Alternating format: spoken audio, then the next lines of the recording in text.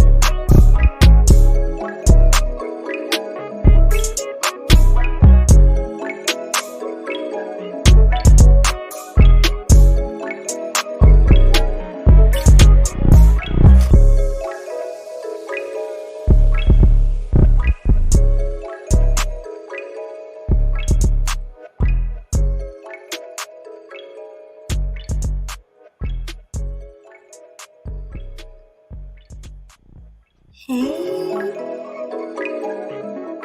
what is going on? Hello? What's good? What's good, Melody? I'm just excited for this show. I'm excited for all of our shows. You know, I love when we collab, you know? Yeah, I love it too, man. It'd be like one of the best time when I look up on the calendar or my phone and it just say "Come to Sweetly come on today." I'm like, oh, got a game plan, gotta get ready. Yes, definitely. But this one is really exciting because this is our first interview together. Exactly, yo. And plus, this is my first time really interviewing somebody, so this is like way special for me. Oh yeah, definitely. And you know, that's my thing. Like I am a natural born interviewer. Oh yeah. Cause like I said, from all the old interviews I done watched you do, yeah, you do your thing with that. Thank you. Appreciate it. So, you know, I took my time and thought these questions out really, really well. that we're about to ask Brienne. So, you know, I'm ready. Right, absolutely. Hey, I'm more than ready for real, you know what I'm saying? So yeah. It's gonna be a very interesting day. I love to hear what she has to say on these questions. And, woo! Oh, yes, it's going to be a really good one. Because I really want to get to know who Brienne is because she is the type of woman that the manosphere uplift and talk about. She's, married, of course, and all that good stuff. But I'm going to save all that for the interview. Right, right. We want to get it all the way right now, you know. But yeah, like I would love to hear her insight on a lot of things as far as her being a wife, a mother, all that good stuff, you know. So, so I want to hear what's on the mind of the stereotypical woman that the manosphere would love to have, you know? Oh, definitely. Yeah, we're going to ask her a lot of good questions. But while we're waiting for her, we want to say hi to all the early birds pulling up. Yeah. Eugene Steele, salute homeboy. Salute to you. Yes, yes. K Capo. Yeah. We here. We in the building, man. Salute to you, my UK brethren. Salute. Yeah. Then we got my homegirl Cynical. How you doing? Yeah, man. Thank you for I knew you were gonna pull up Cynical, so I was never worried about you not showing up. So Oh yeah, definitely not. always These day one. are day one. Right. Day one's off rip. Okay, Yeah. we got Hash Dragon in the building. What's going on with you, homie? Hey, salute. Salute. Alright. Oh, we got the homie Zone. Hey, do what he say. Do what he say. Hit that like button on the way in, y'all. On both channels. Hit that like On button both of them. On both of them. channel and on Sweet Melody Speaks channel. Hit that like button. It's very important for the algorithm. Then we got the homeboy Lando. Salute to you. Always show us support to both of us, man. Always show us love. Salute. Yes. Oh yeah. Hey, Cynical. I'm doing great today. It's a good Friday. The weather's nice. I love it. Hey, ain't nothing wrong with that. Like I'm enjoying this Good Friday. Yeah, so am I. Friday is actually one of my favorite days. Of course, the weekend. I'm a weekend girl, so you Well, already know. already know, but hold up. The music has just stopped, so you know what that means. It's time! For the thousands in attendance and the millions watching around the world, let's get ready to rumble!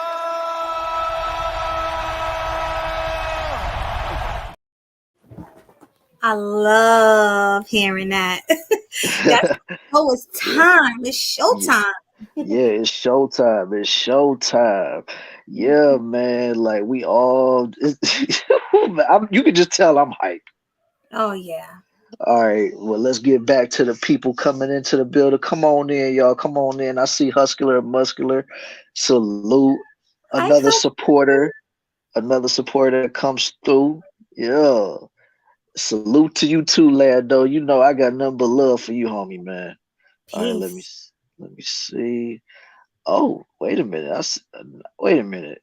I got a Nightbot up in here. Look at the Hey, okay. okay. I did well. Salute to you, Zone. I know you had something to do with that. Right? Right. So yeah. So far I'm seeing, yep, the great Michael Buffer. You know, when he comes on, it's showtime over here. You know that. It's always lit when you hear the great old Michael Buffer. It's always lit. Absolutely. That lets you know it's game time. So just to let you guys know, she sent me an email and she said she is on her way. Brienne, we're speaking of. So Mm-hmm. she had to put the baby to sleep and she'll be here in no time. Oh, there she is. Whoop. Brienne! Hello. Hey. Oh, you looking gorgeous. Oh, thank you. Just came from the salon. Oh, It's a your little hair looks mommy makeover day. I have inches. Oh, Oh, that's look what's at up. that. All that hair on your Yeah. head. All Yeah. that hair. That is all my hair. I was surprised. Mm-hmm. Yeah. She is glowing right now for real. Okay. She glowing right now for real. Oh, Mm-hmm. Looking beautiful. thank Yes, So, you. absolutely. are you ready for these questions that I prepared for you? I am ready. She ready. I know she ready to knock it out. So, okay, let me go to Yeah. my question. Let me see. I'm excited about this. Well, first of Yeah. all, before we get into that, how was your day? It sounded like you was getting pampered and everything. Yes, my husband got takeout. I got my hair done. He is watching the baby, so I'm just going to be relaxing, doing this interview, and then I have a event tomorrow where I sell my handmade products. So I'm all set all around. Oh, yay. Okay, so you saw product. Hold on. She's selling products now? No, Yeah, hold on. body butters, body scrubs, and lip balms. Oh Okay. wow, that's what's up. This deserving applause right here.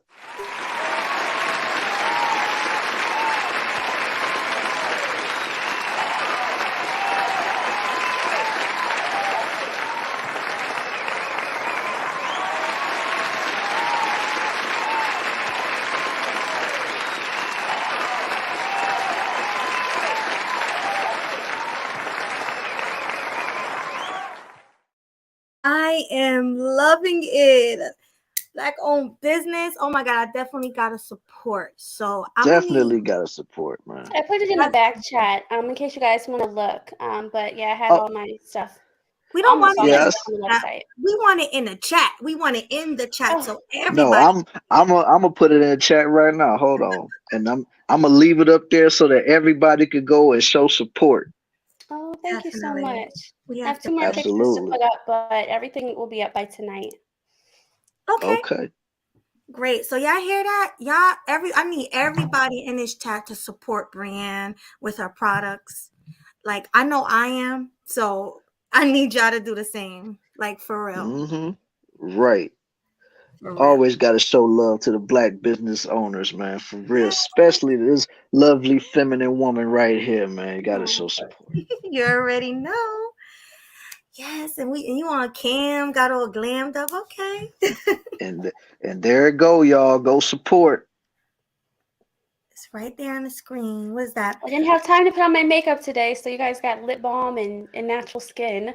So Wait, yeah. Hey, it's all good. hold up. Let's back up. You ain't got no makeup on? No, Hold I just have on lipstick. I didn't do my eyebrows and didn't get to put on any foundation. It's been a busy day. Do y'all Woo! how naturally beautiful she is without makeup, y'all? Oh, thank Like Yeah, you. women that wear makeup can't even look this good, okay? So give it up right. to Brienne. Yes, girl. Yeah, yes, yes. Looking gorgeous. Let me take you down. All right. Yeah, nothing wrong with that, man. That's what we men love to see is that natural beauty. Right. So I'm gonna ask you the questions and Killer Swag is gonna chime in, with you after I ask them. So are you ready? I'm ready. All right. So first of all, we want to know where are you from? Like, what's your ethnicity? Because I'm seeing like Islander. Oh, really? Yeah. From what I was told, African American, Egyptian, Native American, and German. Okay, so you mixed.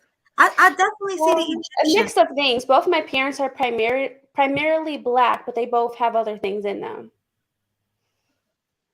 Actually, it's funny. I have a Oh, picture of my parents. Yeah. So What my you're mom has Native American, and my dad is obviously African American, but he has Blackfoot Indian in him. Let me try to. Yeah, definitely. I do see the Egyptian. I see that. So My oh mom yeah. yeah, I always said she was a definitely. queen, so yeah. It's funny. I Mhm. do have a picture of both my parents. Oh, your parents? Like I Mhm. can't really. I see them. Oh wow, that's a really good looking couple. So your Well, thank parents are you. still. You're welcome. So they're Yeah, still they're together.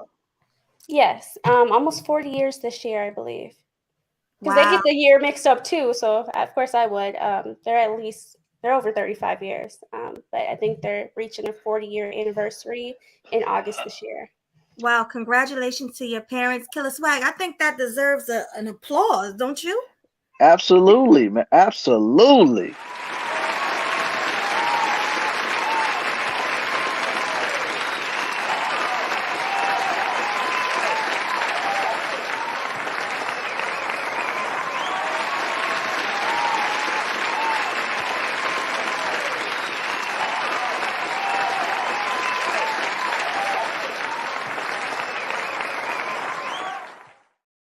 Yeah, so that's one thing that you and I both have in common. Our parents are together and they've been together for over 35 years. So yeah, I'm here with you on that one. It's a beautiful thing, you know. Yeah, it's a rarity in today's society. So to hear that, man, it just gives me hope that, love is really out there, Did you call me? Exactly. Oh, I'll just make sure my husband didn't call me. I have to turn off the air. Okay, there we go. Okay. Much All better. right. Well, he was cold. I was getting hot actually. I had the heat on. Oh yeah, the Uh, heat. Yeah, it's too warm for the heat. But yeah, it's too warm for that heat. I had to turn mine off because it was nice and toasty out there today. Yeah, it's beautiful beautiful day. today. Hmm. Definitely.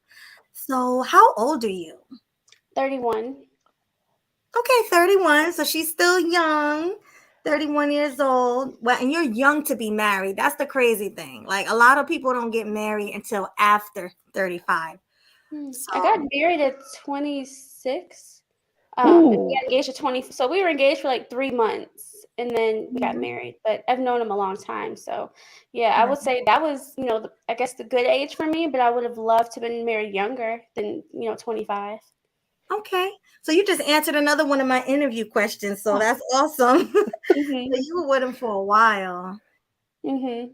And then you got, see, what I like about you guys is that you waited to have your baby. Even though you guys were together for a long time, you guys planned it and had the baby. That's awesome. Mhm. Yeah, that's like taboo in today's society. Don't nobody look to get married that young, but the fact that you did, like you really did it a traditional way for real. Like that's what's up. Yeah, Okay. that's amazing. So, all right, why did you start your channel? And what's your mission statement? Ooh, I originally started the channel just to like document what I was going through. I was a college student back then, and I just like watching other YouTubers like kind of document their journey of natural hair. So I'm pretty sure it was natural hair and vlogging that I started, and then I did some makeup, some hair tutorials, which are probably still one of my top videos. But I think the mission statement is just a vegan vlogger going through life. So follow me on my journey. So I found veganism early on, and then natural hair. So obviously my hair is pressed today, so I have a show Mhm. tomorrow, but I'm still very big on natural hair in its natural state whenever possible. I love it. And it's healthy. Not only is it natural, but it's healthy. Look at it move. Like it's crazy because a lot of women don't, us black women, a lot of us don't know how to take care of our natural hair. It's hard sometimes. Keeping it detangled in a good routine and then finding good products because products can help you or inhibit you when you're trying to grow your natural hair. Mhm. But it's a journey and definitely having, what I've been going through lately, it's definitely a journey, but I'm trying my best. Oh, Yeah. thank you, H&M. I Yeah. see you in the chat. I Mhm. Yeah, I was appreciate about to say you Gorgeous. got a fan right there, but yeah, that's you do look gorgeous. I must say so You ain't myself, lying. and the fact that you said that you were doing your journey as being a vegan is something else too. Like what's it like being a vegan? Because I've heard stories about being a vegan and stuff like that, but I've of course never experienced it. But I've always been very curious about that. hmm Good question. Um, So it it's a journey all its own. Especially growing up eating everything to make that switch, it was very difficult. Especially the people around me. My dad was looking at me crazy. My mom was like, "Are you gonna be healthy?" Mhm. So it a lot of perceptions of it make it hard, but the health benefits and my energy and my skin all drastically improved. And the main reason why I found it is because I had a whole breakout in college. I think I was 21. I broke out head to toe in hives, pretty much. And Oh wow. doctor said it's psoriasis. Another one said it was an allergic reaction. Pretty much, it was just everything I was eating I was allergic to that had dairy in it. So I cut out dairy. My skin Oh. instantly cleared up. Yeah. Wow, that's Oh, amazing. okay. Wow. So I was building up. I don't know what it's called, but pretty much when you eat something you're allergic to for a long time, Mhm. and then it finally comes out through your skin. So I think that's what was happening. I saw many different doctors, and that's the gist of what I got. I was eating something I was allergic to for so long that it just came out through my skin. Wow. So you had a lot of acne and psoriasis and things Ooh, like not even just acne, I had boils. So usually I'll get like a boil through stress. Like I have one on my cheek, on one of my cheeks right now, but I'm saying this was head to toe. It was uncomfortable. It was every nook and cranny. So very itchy Oh wow. everywhere. that. So when I finally got rid of that, it was a huge relief. Oh, Yeah, sounds it. that sounds like something that you just had to do though. Like that's crazy. Mhm. Wow. Yeah, but I Mhm. learned more as I kept going and I started changing like my hair products and started making my own products. So it kind of catapulted to what I'm doing now, making my own products because I couldn't use everything. I was allergic to stuff. Everything had dairy in it or everything had some type of like artificially processed thing that would at least make me itchy. If it didn't break me out, it would make me itch. It could have Mhm. been in unclothed skin. Yeah, I think that's right. I think I've heard that term before about the skin infection. Mm. So yeah, when Hmm. you're allergic to something and you keep putting it in your body and it goes out through your skin. So yeah, I saw at least two dermatologists. I had an esthetician back home that was telling me about it. So yeah, that's what I was learning. Wow.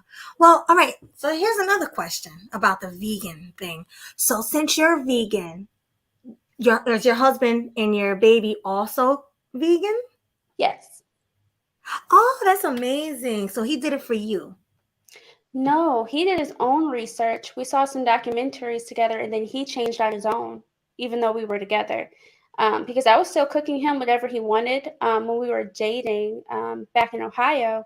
But at some point, he said he read and did his own research because every time I bring something to him, he does his own research, and he did his own research, and he said, "Okay, let's do this." And we've been doing this ever since. And that was like 5 years ago. Yeah, wow. Okay, that's amazing. Because usually the husband is the one who don't turn vegan, even though the wife do. It's crazy, but good for you. And the Yeah, he baby, did his Yeah. own research and he decided he wanted to do that as well. I never forced him. I just kept cooking the way I was before. And he would eat anything I cooked, but I was still making him like egg omelets and, steak when he wanted it. And that was early when we first started dating. right? So it's probably like a lot more expensive to buy vegan stuff to cook. No, we actually spend less money on groceries now. Really? Oh wow. Yeah, it's mostly fruits and vegetables, and we can get those on sale. I'm a couponer too. So even back when I was couponing, we noticed we ate a lot more processed food when we ate, regular. Now Mhm. I just cook a lot more. That's good. I mean, we That eat out, trust me, but yes, my husband is black. that's somebody said, "Is I he get black?" that question all the time. Yeah. Man, hold up. Oh, he vegan, so is he black? Like what? Yep. Well, he's an excellent cook. The way to switch the mind frame is we eat the same exact flavors we ate before, just we eat in a different way now.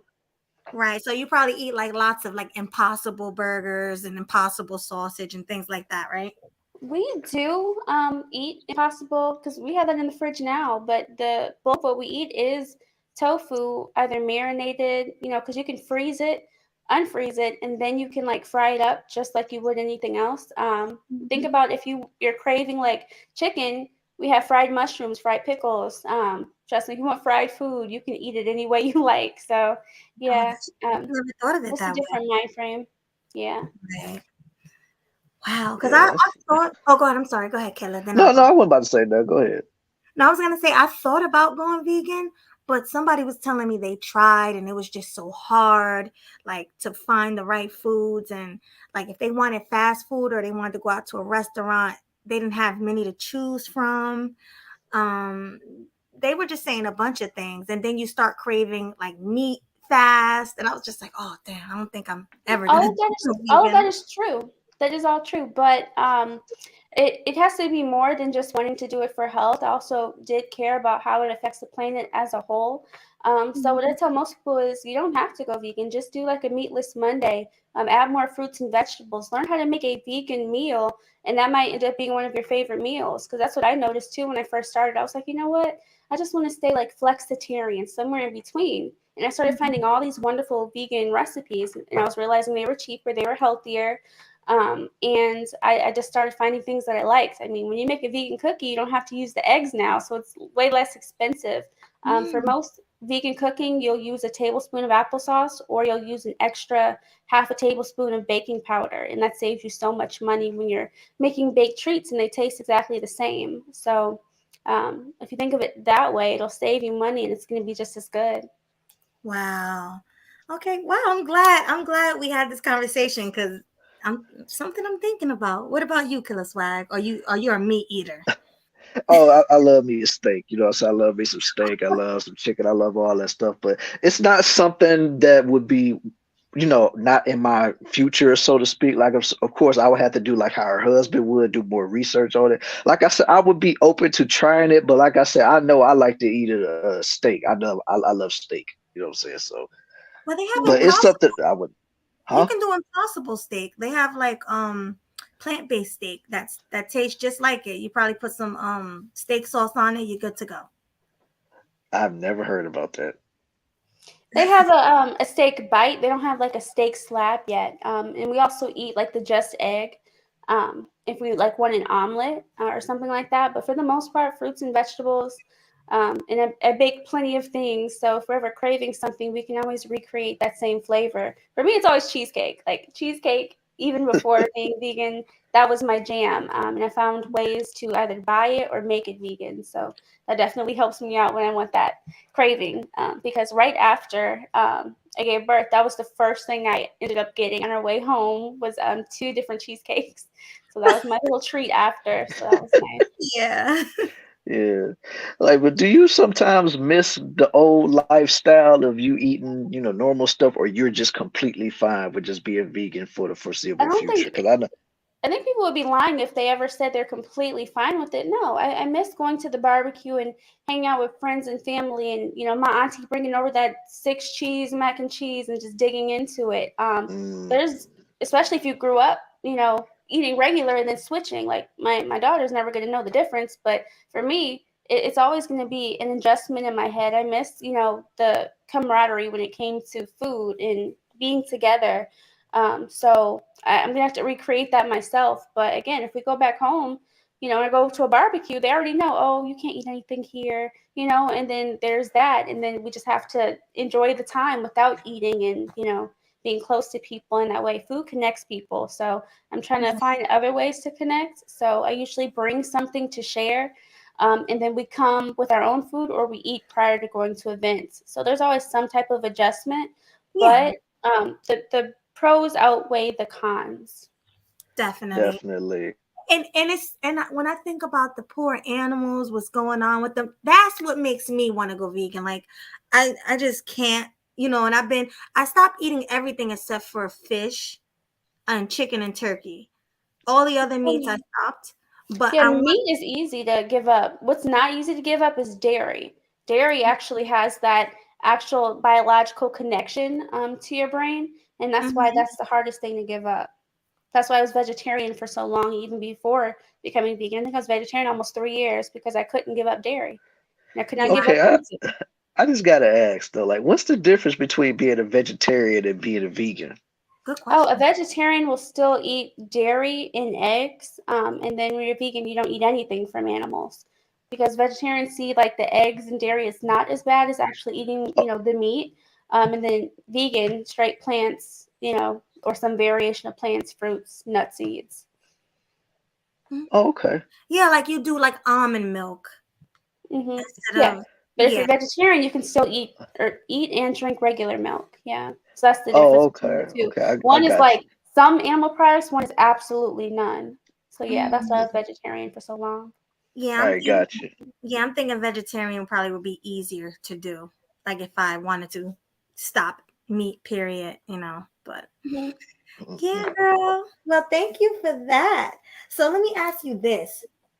How did you come across Black YouTube or the Manosphere, like this sector of YouTube? How did you come across it? Um, the short answer is Kevin Samuels. So when he first started doing his lives every Monday, Wednesday, and Friday, my husband and I were just having so many conversations about what we wanted our family to look like. Because when we first got married, I think I've said this on my live before, so I can say it again. We didn't want to have children together. We were just gonna, live our lives, travel, yada yada. But the more time that passed, the more we realized like the legacy part is going to be missing, and that part of like cementing, our marriage.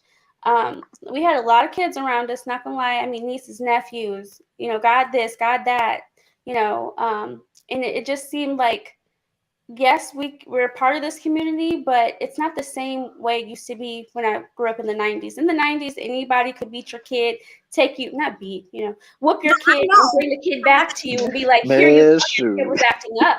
It got to the point where I had all these, beautiful children around me, but I couldn't do anything motherly. I couldn't tell them they were wrong. I couldn't, even love them the way I could my own children. Without some type of backlash. Like, no, you're not their mom. You can't discipline them. You can't do this. You can't teach them. I literally couldn't teach somebody, lessons in school because it was too motherly. So I got to the point where I'm like, yeah, it's time to start my own thing. We need to start fresh. So we moved from Ohio all the way to the other side of the country, to now being in Oregon. And I was like, yeah, this is where we start our family. Well, he said that, and then I agreed. So yeah, like this is where we're gonna start our family. So yeah, Oh yeah. um, it was time. Oh, I, so I know. y'all from Ohio originally, huh?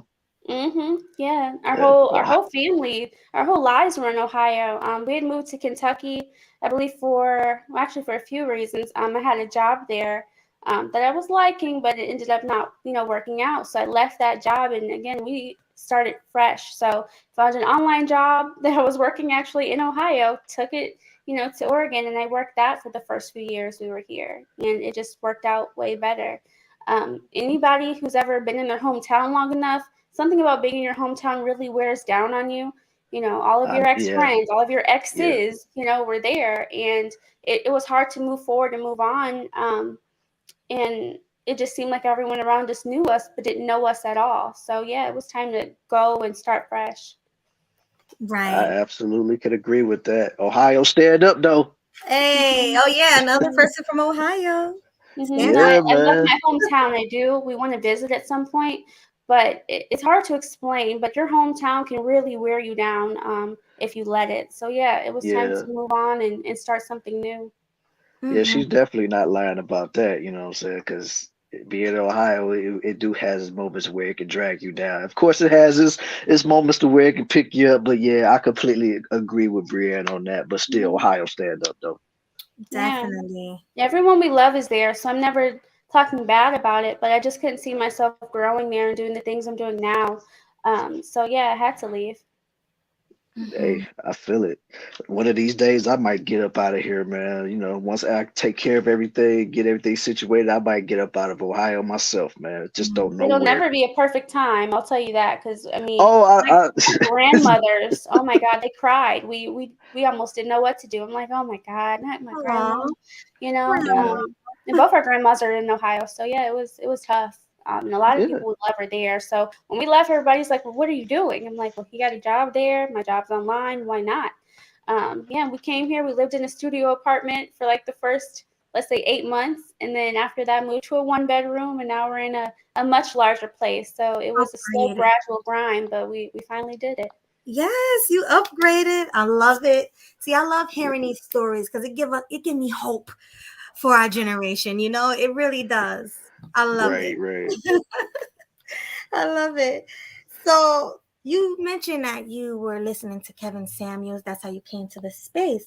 Yes. So what is your opinion on the Manosphere talking points? Like, do you agree with most of the things, or are you like, not everything, but some things I agree with? I mean, yes, I would say some things. My husband was looking at me like, "Do you?" Yeah, I do. So he actually introduced me to the average at best video. So we first watched the clip together, and then we both kind of looked at each other like, "There's more to this, right?" So when we finally watched from front to back the whole video, my opinion changed because my first thing is like, "Man, he's being so mean." But when I saw that whole video, she called on the wrong night. She had her own opinion. She didn't want to listen. She had the money, but didn't pay for a whole consultation. I'm like, oh, okay, now I get the full, spiel of this. And it really helped to open my eyes that there's always more to the story. And then he's always said it's your side, their side, and then the truth. And then I started following that mindset, that's the case with most things. There's always going to be three Mhm. sides to every story. So with that mentality, I kind of went head on. And the thing is, when you watch one or two videos, more of them show up on your feed. So I think that's what was happening. As soon as we started watching his content, more of those videos started showing up on our feed literally by day. So that's how I Mhm. really, I think, got into it. How the algorithm works, and then on top of that, being really interested in this mind frame that I hadn't necessarily heard of. Now, I grew up with my dad, I grew up with my brothers, but still, he had on this entire section of understanding that I didn't know until I started watching his content. Talked about, Mhm. dating relationships, our relationship with our mothers, the sisterhood, and I was able to just expand my mind to the point to where we actually went from not wanting children at all to actually wanting a family. So I think that was one of the biggest mind shifts he actually helped to bring out of me and my husband. Wow. So he had a lot of influence on your relationship. Yeah, I did a whole paper on him in college. Um, the paper was controversial title and then something you learned that changed your understanding. So the controversial title was the other man in my marriage. That was the name of the paper I did. So that was the Mhm. controversial title, and then I just detailed how pretty much Kevin Samuels shifted my understanding when it came to men and relationships and family. Yeah, it does do that to you. I swear. Because when I first came to the manosphere, I was thinking totally different, and now I'm just red pill. Like everything I see out here in the world is red pill. Oh, why this? Why that? Oh, modern women. It's like I get what you're saying. Hmm. Yeah, Yeah. definitely. That's dope. Yeah, rest in peace to the Godfather, Kevin Samuels, man. That was the guy right there. That was that Hmm. guy. I know you Yeah. was like devastated when he passed, like It all was of us. like losing an uncle, I'm not gonna lie. Both me and my husband were like, "Oh my god, are you serious?" We watched a little bit of the what was it, the funeral online, but I couldn't even get through it. It was tough. And every single time I speak to someone, they've only ever seen the clips. I'm like, just watch one live front to back, and they hardly ever do that. But I think the reason why he was so important is just he kept opening up my mind to new things. Even though my husband did that and my dad did that growing up, my dad was more like, okay, you're gonna do this because I'm your dad. He opened up the mind to where you speak to someone like an uncle to get them to understand. And he always said you want to have I believe the heart of a teacher. I believe he did have a heart of a teacher. How did he get so many people to understand these very complicated concepts and get us to he hit something in our hearts like, okay, I grew up like this is what my mom was telling me, the wrong information. If your dad was there, he just wanted to protect you. He didn't actually teach you what you needed to learn to get through the world. So yeah, I think that was another important thing he helped. All the little, I don't want to say scars, but all the things I didn't understand growing up, he kind of pieced those together for me as well. Growing up in the 90s, Aw. how, Big Mama, used to be the one to tell us that. And when we lost our Big Mamas, we lost our mind frame when it came to the realities of the world. Because the world lies to us a lot, especially as women. I Yes. just, oh, hi. Hello, Smitty. Hey, Smitty. Salute to you. Thanks for coming. Salute to you. Yeah, I seen him in that community tab that you shared too, and I was like, "Who is he talking to?" And I was like, "Oh, he talking to Brienne. Okay, cool." Mhm. Yeah, we know Smitty very well. Yeah, salute to you, Smitty. Yeah, so no, it's just like you're right. Kevin Samuels was that uncle that we needed to tell us the truth. Hmm. That's exactly who he was. I agree 100%. And you Yeah, said you he saw. Oh, go ahead. No, I was just gonna say like he was definitely needed in spaces like this because that man truly was the epitome of trying to keep black families together. Like that's the thing that a lot of people fail to realize. They always so fixated on how he talking to the women and this, that, and third. If anything, he didn't want to see them suffer like that, but at the same time, he got to give it to them the real. He got to give it to them the harsh truth. You can't Mhm. just sugarcoat it and just make it be like, oh well, you're gonna get your way. Just be patient. No, you gotta get hit with the hard hitting facts. And that's what Right. Kevin Samuels was about. And like I said, and he was all for black family. And that's what kind of drew me to Kevin Samuels. Because when I first seen him, I'm like, oh man, because of course I got drawn into about an average at best video of myself. I was like, oh wow, he really going in on this chick. But then, like Brienne said, I watched the whole video and I'm like, well, she had it coming for real. But at the same time, everything he said wasn't wrong. Like did, and I don't even understand like people got so upset because he really didn't yell at her. He really wasn't disrespectful until she just started being so oblivious to what he was saying. It's like, of course, anyone would get irritated if you constantly are just overlooking everything he's telling you, because every single step that he's telling you is stuff that you really can implement to help you secure the man that you want, but you just don't want to listen. You're so busy like I'm a owner. I own a pet grooming business and blah blah blah blah. It's like you still don't get it. So yeah, that's all Yeah, I gotta like say on that. and like Brienne said, that clip would have you thinking he was the worst man in the world. Like that Mhm. average at best. And that's what they like to do. They take one clip and start attacking you off of that one clip. But when you really watch that whole show, you're like, wow, I get it now. And Mhm. that's what all his content. He was never really disrespectful to women. He just want to see black women do better. He don't want to see these overweight black women thinking they're all that, and he didn't want to see that. So I loved him Mhm. for that. Mhm. Definitely. Much And he did respect to him. change it. Right. And he did change a lot of black women because I even heard some overweight black women was in the gym now because of Kevin Samuels. Oh So my goodness, that too. Yes, um, I every Monday, Wednesday, and Friday, I would get on the treadmill as his show was going on. So right. yeah, I lost.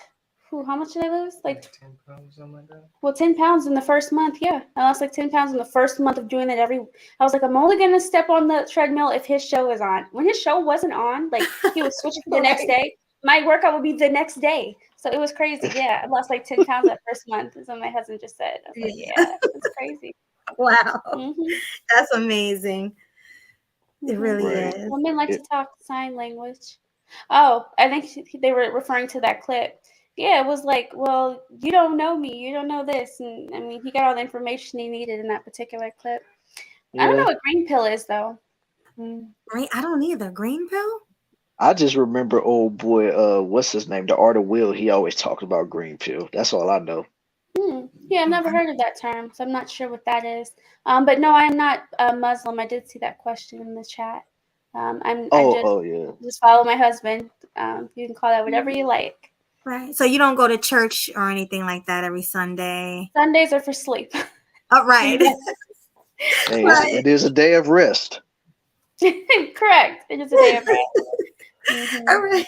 Well, all right. So now, since we're on a red pill manosphere conversation, how do you feel about the gender war in our community, or do you think there's a gender war? Like, what do you think?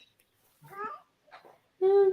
And if there was one, I believe the women have already lost. The numbers reflect that we're, as Black women, we're the lowest in just about everything. And every single time I see the numbers or I see it reflected, I think about my own family. I think about the women I grew up with. Do they reflect those numbers and those statistics? And for the most part, yes, they do. Um, so I do want to see more of us win, but we can only win as families. So I guess that's the shortest way I can say that. Oh, hey, Bronze Bird, I see you in the chat. Yes, my hair is straightened, but this is all my real hair. I'm shocked. I'm shocked. There's this much underneath all those afros. She Um, got a lot of hair going on over there. no, it's crazy. I keep doing this. It just feels so good. I haven't done this in years. So yeah. Right. So Oh pretty. yeah, yeah, man. It's luscious. It's Girl. gorgeous. Better stop Mhm. before all the other women get mad at you. Right. So, do you think this war will ever be over? Do you think black men and black women will finally get together and work it out, or do you think it's like that's done? It's a pretty loaded question. I, I think we're gonna have to focus on the next generation, like literally, like my kid. Like we got to focus on that generation, getting with someone. And again, I think one of the other issues is the dating scene. I don't even know if I want to call it dating at this point. It's getting with somebody and bumping uglies. I think we need to get to the point to where we look at our children. Bumping uglies. I think we need to get to points where we look at our children and we're like, okay, I want you to have better than I did, and I want you to reach the best point in your life, which means getting with someone. We need to create communities where we can see other children interacting with them growing up, so that when they reach that pivotal age of 18, they're like, okay, look, you grew up with little Billy down the street. You know, he has this going on. He's working this trade job. Maybe you guys should go on a proper date where we all get together in a barbecue and we just talk. Each family talk to each other. This idea that our kid turns 18 and they just go out in the world and figure it out, I think is very unfair, and it's honestly very dangerous. There's a lot of people who are having children that, well, a lot of people giving people children that they don't know of. So now we are running into the issue where you might have a sibling out there you don't know, or a cousin you don't know. So I think it needs to get to the point where we actually create families in the way of the community, the way it used to be and should be. So that's my goal. We have a lot of wonderful communities around us, especially the one that gave me the doula I had for my daughter. So, you know, a lot of beautiful Black families that I want to get to know better, that have, you know, kids and, you know, young boys that are like 2, 3, you know, 3, 4, so that when she's older, that should be the person she should be looking for, someone in the community, someone I know, somebody that knows other people that I also know. So we could start getting out of the mindset that you get to go, you know, date somebody, you know, in another country just because you have the access to the internet. So yeah, need to start working towards that, being more realistic in dating and getting families together. Exactly. I like that. What's your take on that, Killa? What she just said? Hey, my take on that is she's actually going about it with the perfect approach because, I mean, because she actually sounds like an old school parent in these day and age, especially nowadays. It's just like, you know, a lot of these parents just let their kids run amok, talk to all these people on the internet or just talk to random folks all the time. Like, she's doing it the right way, man. And like I said, salute to her, salute to the baby. Uncle Swag is here, so you know. Aw, Uncle Swag. We love it. Yeah. We love it. Yeah, you know, I still got love for the baby because she stood up when Clue tried to get at me. So, like I said, salute to that baby. Oh yeah, she was going off on Clue. Yeah, I enjoyed every minute of it. Yeah. So okay, so what is your view on modern women, the modern woman versus traditional woman? Like, I think in general, a lot of us are missing our fathers, not to the fault of our own. Again, I grew up with my father. My father was in the home, but he worked like 80 hours a week.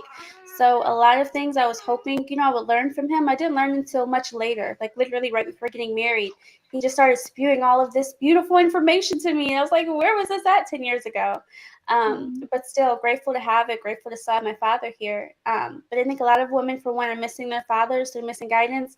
And Big Mama was important too, because even if you didn't have a father in the home, you had someone else that was going to, I mean, no bars held, tell you the truth about yourself. At one point, I don't think it was my Big Mama, but someone else's Big Mama was saying, hey, look, you're cute, but not that cute to be acting like that. Where is that at, you know, nowadays? Now you can look anyway and still be called cute and get attention. It didn't used to be like that. And again, I don't think outward beauty is the only thing, but it is very, very important for your own confidence as well as getting with somebody. So yeah, we're missing a lot of things. We're missing our fathers. We're missing our Big Mamas. We're missing the truth that we used to tell people that we can't anymore. So even though it's hard, I try to be that person to tell someone the truth, but with a little sugar, but not much. So right. So you consider yourself a traditional woman, not a modern woman. You're traditional. If I'm being honest, I have had modern ways, and I still do, right? Yeah. He's looking. Well, he doesn't see it luckily, but I grew up with modern women, so I wasn't raised traditionally, but I did see a traditional family. So I think I had that. I had that over pretty much anyone else that my husband was, could have dated. But the fact that I was still very shy and reserved, even though I'd been exposed to this modern world, I think was a good thing. And again, Mhm. just being shy and reserved in general is a good thing for women. Most women are taught to be extroverts, and that's not our nature for the most part. Yeah, you can talk to people and have a good conversation. That doesn't mean you have to be out at a party every weekend. No, I want to be home, So, Right. things like that. Right. Mhm. Swag, you got anything? Man, shoot. She just said everything that most men would dream about hearing all the time and stuff like that. But yeah, I mean, she grew up in somewhat of a modern day society, so yeah, she is considered a modern woman. She's just taking on traditional values, which is what a lot of women should do. But of course, they won't because it's always gonna be who gonna check me, boo? It's always gonna be something about that. Exactly. So Right. Her husband is one lucky guy, and she's lucky yeah, to have him as well. I love Yeah, it. maybe exactly. it's just laughing at me for some reason. It's hilarious. He's You hear laughing him? at you. Why is he laughing at you? Why are you laughing at her? He's so Oh, funny. it's the baby going off. Yes, the baby just. I'm sitting here talking, and she's just laughing at me. It's so adorable. Oh, love Mm, it. Yeah. yeah. I think it's hilarious. Yeah, but I think I did pick up a lot of traditional mindsets from the people I was following on YouTube. I follow a lot of women online that are very traditional. So the more I watch that, the more I think I tap more into my feminine nature. So I think that's very helpful. Um, I mean, obviously, there's a lot of YouTubers I could mention, but for the most part, they are Caucasian women. I think I follow one Muslim woman that talks a lot about family and togetherness and how to treat your husband. So I think that really helps too. Who can Another top Kendra? yeah. I Kendra? learned a lot from actually my grandfather, my dad's dad, and then my mom's mom. Right. Okay. Sounds Yeah. good. That baby said, "You better give me attention." Right. She want all the attention over there. Oh my gosh, Right. Oh, hilarious. we got our Well, first super chat of the night.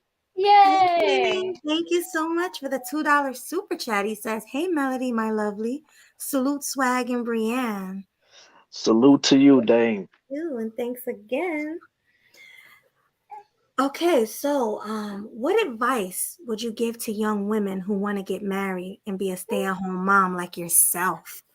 Oh my goodness. How much time do we got? Okay, no, take your time. Take your time. Take your time. We here. Yeah. Find somebody as early as you possibly can and work with them. Make it work, build with them. So many women want to wait as long as possible to try to get the best that they can. But the problem is, the best thing is probably right down the street. Again, my husband, he didn't live down the street, but his grandparents actually lived 8 houses down from me growing up.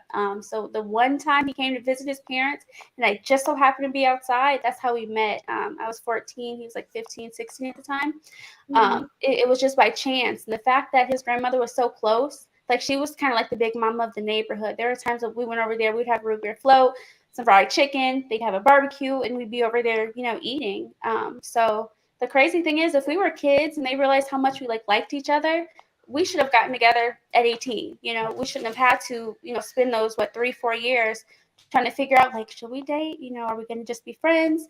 But I'm glad it worked out. But it definitely could have worked out earlier. We could have had 4 babies by now. And that's the joke I keep telling Right. people. We could have had 4 by now. Right. Because Exactly. your parents are supposed to guide you and watch you. And I never even said I had a crush on him, but my mom made a little comment okay, I need to make sure not to leave y'all alone at any point, because he would come in the house to play video games with my twin brother. They were good friends for 2 years before I met him, because I was not allowed outside. So the one time I was allowed outside and my twin brother was there and they were walking down the street, I knew in that moment, Yeah. Right. Did she say root beer? Yeah, I did. Root beer floats. So his grandmother was always cooking, always outside watching us play. So yeah, she would have that food ready. We would be hungry after running around in the neighborhood. This was the early 2000s. So yeah, we were outside, doing kid things, legal kid things, of course. Riding bikes. Yeah. Of course. My advice is to find someone early, and little Bobby down the street could be the love of your life. My husband has to get me back on track, but that was the Right. advice. That's actually the advice. A lot of women I've spoken to want somebody, already established, on the other side of the country, in another country, not realizing like that guy you grew up with or that guy you went to school with should be the person you end up with. And you got to be more realistic. That guy you're talking to on Instagram, he probably has like 20, 30 other girls. So why don't you choose someone that, knows you and that you can trust and that you even know their family? For the most part, if you do not know their family, that shouldn't even be a person you consider. So I think that's the other part of the advice. And the only people you're going to know is that guy from church, that guy from school, your mom's friends, son, most women think of those guys, oh, he's like a brother to me. No, he's not. That's not your brother. That is your future husband. Get it together. And I've been saying this for a long time. My husband's laughing at me because I said this to a few different girls. Like, no, that guy from church you keep calling your brother, you need to stop it. You need to see if he's still single, and if he's available. So, yeah. That's great advice. I never even thought really of it that way. is. Like, Yeah, wow. Yeah, if you don't know their family, that's probably not the person you should be with. Yeah, that's one of the biggest pieces of advice. Now, even if that's not an option, still choose someone around you. Pretty much, if a guy is approaching you, for a date and wants to get to know you, that's probably someone you should also consider. Because a lot of times women will accept the date, but still think, okay, I'm gonna just do the dinner and just see how it goes. No, you're supposed to seriously be considering any person who wants to take you seriously and like take you out to dinner for a potential husband. And on top of that, therapy. You need to have therapy first. And sometimes you need therapy within your marriage, which I've also done. Not because anything was necessarily wrong, but because there's a lot of things you do not know until you're actually in it. So, yeah. Oh, Angela C, hello. We know Angela. Angie. Yeah. Important. Shorties be overlooking the men they let into their life. Yes, absolutely. Yeah, I agree. Me too. Now, and that's why you have a lot of people who don't get along with their mother-in-laws or their father-in-laws because they don't know them. Yes, I love when I tell you those are my other sets of parents.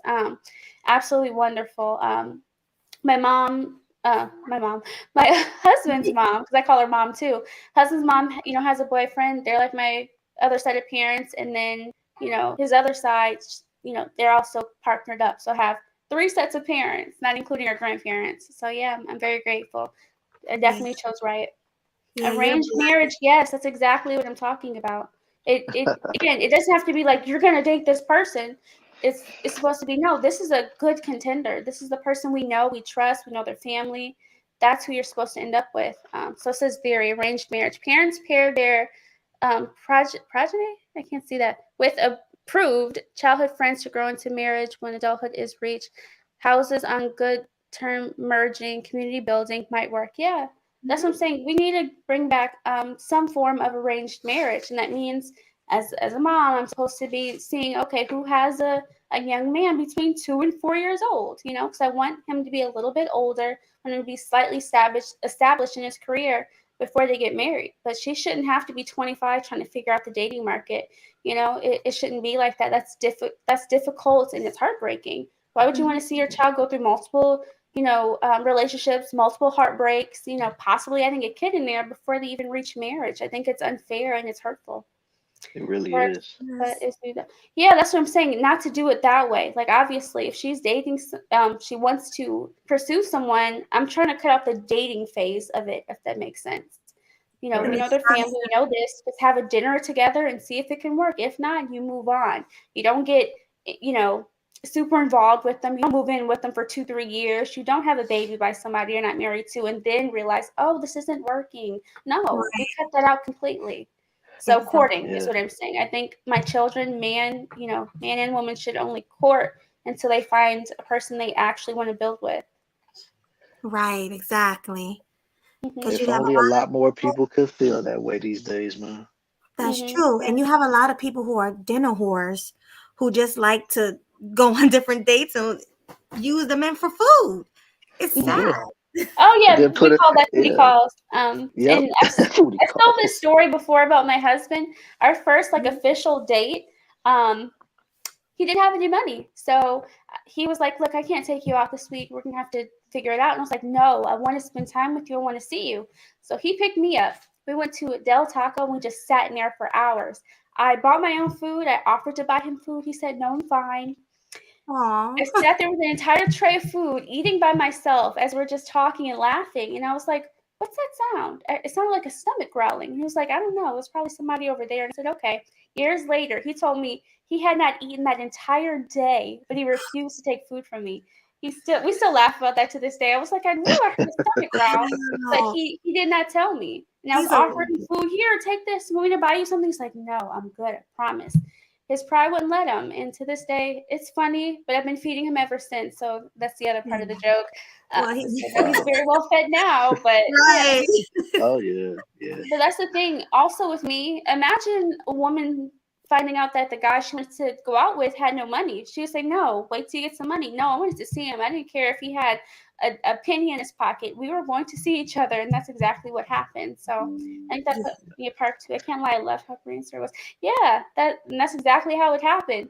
And I think the next week he brought me groceries, and then we cooked together. And again, this is somebody I'd known since I was 14. So I think the transition was much easier, but still, when you're building a life with somebody, you're going to find out things. Now, I thought I knew him front to back. Now I know him to the moon and back because, you learn someone when you build that commitment. So, yeah, I thought That's I knew what's a up. lot, but I knew nothing. It I seems like. literally can't get this smile off my face. That is the most adorable story I've ever heard in my life. That's Oh, crazy. goodness. Wow. Yeah. I really love your relationship. He was That's just sitting there hungry, not saying nothing. But yeah, I love it too. But goodness gracious, it was some That work. is that's definitely a dope story though, for real. Like, and Mhm. honestly, I don't know, maybe it's just us men, but if I was on a date like that, I probably would have did the exact same thing. Because I mean, Yeah, it's other guys just, have it's said just that. some, I've said this story yeah, before. Yeah, other guys have said yeah, the same thing. I'm not gonna take because it it's, from her. yeah, because when I'm with a woman or if I want to take a woman on a date, I want to make sure I'm able to provide for myself and for her. You know what I'm saying? And if she does it, I'm like, okay, cool. But it's like it's just something in me. It's just like I can't do that. You know what I'm saying? I don't want to mooch out for her. Like I want her to feel comfortable on a date because I don't want her to feel like she's taking care of me. So right. yeah, I completely understand that. But yeah, Mhm. That's how you know he really, really, really liked you. Because Mhm. any other man would have took that food from you. yeah, But he was Yeah. like, definitely.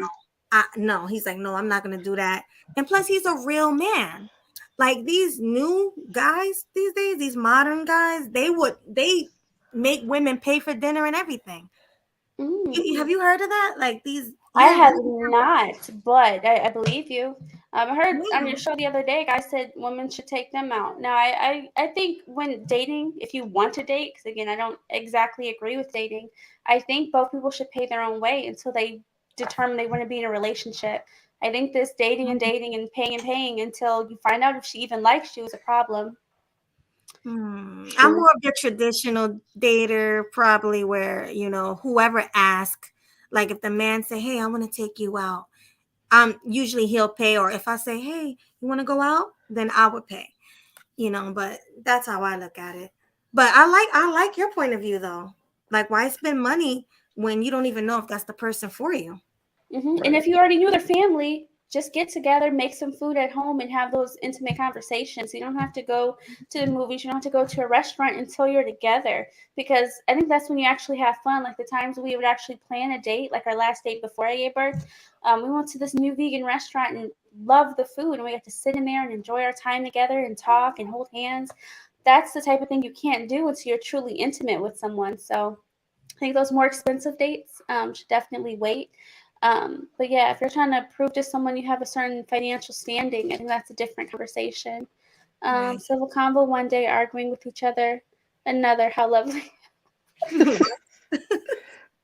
That's just cynical being cynical. And you know what, Brienne? Brienne, usually when a man pay a lot of money, he's gonna expect something at the end of the night. Oh, So that's another thing women have to consider your face. You're like, definitely. yeah, Yeah, Well, it's a good thing if you're already married because you're both expecting it. So right. exactly. yeah, Gonna for sure. happen. Yes, hit the Hmm. like button. Yes, please. Oh, okay. So, how would you describe motherhood? Ooh, huh. That is actually a really good question. How would I describe it? A person with ADHD, but talking out loud. A lot of I have stuff going on ADHD at once. too. You have Yeah, ADHD? yeah. Oh, I was actually using it as an example, but yes, I also do have ADHD. Wow, look at I that. think I think it's different than what people describe to me because I've only ever heard bad things. But I think the fact that I am at home and I get to see every little milestone, I think I see it a little differently. It is a Mhm. lot. I'm not gonna lie. It's a lot to do every day, all the time, and I, breastfeed.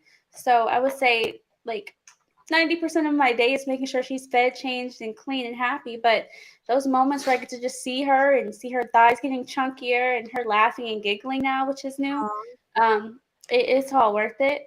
Um, mhm. Now, there are other people who are even described the way labor and childbirth would be, and that wasn't the case for me. I would do that a million times. It was like literally one of the best days ever. She came flying out. I was comfortable. My husband was there. My doula was there. My twin brother was in the room on the other side too, silently supporting, which was great. Oh, So I had all this love and support around me. Again, she just flew out, and after that, I was just pampered for the most part. So it felt great. Um, but yeah, a lot of lost sleep at first, but now she's sleeping through the night, eating very well. So it's wonderful. I don't know what other way to describe it. It's wonderful. It's a lot of work, hard work at first. The hardest job I've ever done in my life. Now I've done a lot of jobs. I've been a waitress at Waffle House. Okay, this is harder, mhm. but it's worth it. It's worth it. Yeah. It's definitely worth it. Now, can you imagine how hard it is for single moms out there?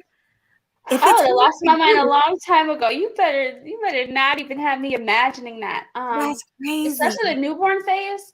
Yeah, Mhm, easily would have lost your mind. I think that's why Kiki Palmer had that video about your superheroes. mhm, Because I'm like, if you don't choose to do it by yourself, if you happen to do it by yourself, that's one thing, right? If you mhm, lose your partner or something traumatic, but to choose to go through, I call it HE double hockey sticks week, like for football. That's what I think what my cousins used to call it. They called it HE double hockey sticks week because mhm. you're literally training your body sore. You're going through it. You have to keep going to practice. That's what it's like. And it's tough. And to choose to do that, no wonder people are bitter and angry out here. It's hard. And you Yeah, shouldn't have to do that by yourself if you can make the choice. But yeah, some women are choosing to do that by themselves and wondering why they're angry. You're not meant to do that. It makes you very masculine. You're supposed to have masculine people around you helping you and guiding you during that process. And I want to say it's nearly impossible, and it's not meant to be that way. right. And that's another thing. Let me go straight to that question since we're on the topic. So, Hmm. do you think that a lot of these women choose to be single mothers just to receive child support? No, Mm. not just to receive it. There are a lot of other benefits. Um, so even before having my baby, my doula told me about all these programs to, get free diapers and wipes and all these things. And it was a full stop as soon as I found out I was married. And I was like, okay, I guess if I get free diapers and wipes and clothes and stuff, I'll go through these programs. Over half of the programs, let's say 60 or 70% said no when they found out I was married, and then the other like 20% said no when they found out, how much my husband makes, even though I was not working and bringing in income then. So yeah, it was wild. There are benefits well past just child support, but I do believe that's the number one thing. Because I've been on podcasts listening where women said, okay, if I wasn't going to get child support, I would think twice, three times, four times before I even have a child by somebody I'm not married to. So yeah, it's a huge Mhm. benefit. But the other one is you get free resources. There are programs to get reduced internet, reduce phone bills, reduce electric, housing, of course, free Mhm. food. There are hairstylist programs where you can get your hair done for a reduced rate if you are a single mother and you're on some type of government assistance. Um, Crazy. yeah, and then again, there's so many community events here in Oregon specifically for single mothers, and those are a lot of the programs I couldn't get approved for. Because again, I wasn't trying to use the system. It's just okay if somebody already has free clothes and stuff. I like the reduce, reuse, recycle. So I was like, okay, I'll just get some used clothes, right? No, a lot of those programs said no to me because I was married. Um, So yeah, definitely something to think about. But I was able to find, like I said, my free doula program. Here in Oregon, they've had a history of being racist. So there's a government grant that helps, mothers like me, married and not married, to get free clothes, diapers, wipes, baby formula if you need it, and a free doula to be there at your birth and 20 hours after you have your child. So that was the program I was able to get, luckily. Right, lucky. Yeah, and that was the doula that actually coached me through the birth. So it's like a cheerleading coach when you're going through birth, before, during, and after labor. And it was wonderful. And I think that's another reason why it was such a great experience. Again, my mom, aunties, everybody who told me about childbirth, they said it's the worst thing ever. And I'm like, that wasn't my case. Luckily, it was one of the best days. Good for attention too. Yeah, because I've been hearing that all my life. I didn't hear the last thing. No, I was going to say, I heard that my whole life. It's the worst day ever, but it's worth it. No, I was comfortable. She came out. She was in the perfect position just to literally, she flew out. She was ready for the world. And I was so calm in the moment before she came there. I was like, I'm meant for this. I'm meant to do this. And then boom, there she was. The more I think about it, the more I'm like, our bodies are literally meant to do that. What was I so scared of beforehand? Well, because it was new and I've never been through it, and I've never heard anyone ever say anything positive about labor and childbirth. That was my first time hearing it when I started hearing, Caucasian women talk about it on YouTube. They called it positive birth stories. So I started watching those. I read all the books. I listened to all the podcasts, and I realized I am meant to do this, and I can do this, and I did. And it was great. Right. We are meant to do that. We're women, we're supposed to do it. But you're right, because I've heard even like my mom when I was a kid used to say, you know what I've been through? It hurts so bad. And she used to say stuff like that to me. But I'm glad to hear you say that, though, because a lot of people still to this day are telling me how bad it was. And, it was so many cramps, and they didn't take the epidural because they heard it can paralyze them. And I heard so much. I did too, but that does not have to be the case. There are so many women, because you think about it, if you go to a restaurant and have a bad experience, you're going to leave a review. If a good experience, you're not going to leave a review. And I think that's what's been happening a lot of times when it comes to motherhood. All the women who have the worst experience, you want to tell everybody about it. You want that camaraderie. You want that, attention. My husband mentioned that a few times, and he's right. You want the attention from other people. When I say I had a great experience, it's a full stop. No one else ever asked me other questions. And I'm like, please ask me about my birth. I want to talk about it. But, no one wants to hear a good side of birth. So, yeah, I started telling another mom, like, it was the best day ever. And she's like, oh, that's good. Okay, so how's the baby? You know what I mean? Most women, if it's traumatic, they want to hear more about why. Why don't you want to hear the good side of the story? And I realized that's just how it is. Yeah, that's just it. Oh, you dropped the binky. Oh. Here you go. Well, there was something else I wanted to ask you. Oh, do you guys want more kids? Yes. Both of you? Yes. Yes, please. No hesitation. At least one more. I would love 2 more, but we'll see what happens. One more. Is there one more? So, I'm a twin, so whatever happens, He wants twins. But it sounds to me like he wants a little boy. How you know? He wants his son. Yeah, we had a girl. I definitely love a boy. Again, we have a lot of beautiful families around us and other children. Like my twin brother just had a child as well a few months ago. So yeah. Congratulations, Tim. Yeah. I'm an auntie to a biological girl now because I have like nieces from him. That was my first biological niece. So it's quite cool. Yeah, gotta be exciting. Gotta be. They're gonna be buddies. So I'm excited for that too. Same around the same. 500 kids. Look, is that so fun? Y'all want 500 kids? Sure. We're close. Like I said, we add up all the kids in the community. We're at like 20 now, right? Oh my well, God. No, nieces and nephews and sons, goddaughter. You know what I mean? Close enough. We got a lot of kids around us, so we're really hopeful. Yeah. To have more of our own biologicals, but yeah. The more, the better. I love it. So gotta raise a new generation, yo. Right. Somebody has to. Exactly. So, what does it mean to be a stay-at-home mom? Like, what are your responsibilities? Ooh, it means freedom. A lot of women don't see it like that. I've worked so many jobs where I had just crappy bosses, and I would have. I mean, back when I was about 21, 22, I was working 4 jobs at once. I would have loved to just be able to sit at home and focus on the home. But my responsibilities are typically whatever is needed for that week, especially right after having a child. I just needed to rest. So I did rely on my husband and doula for everything. But now that I'm actually feeling, more like myself, I'm taking more of the duties on.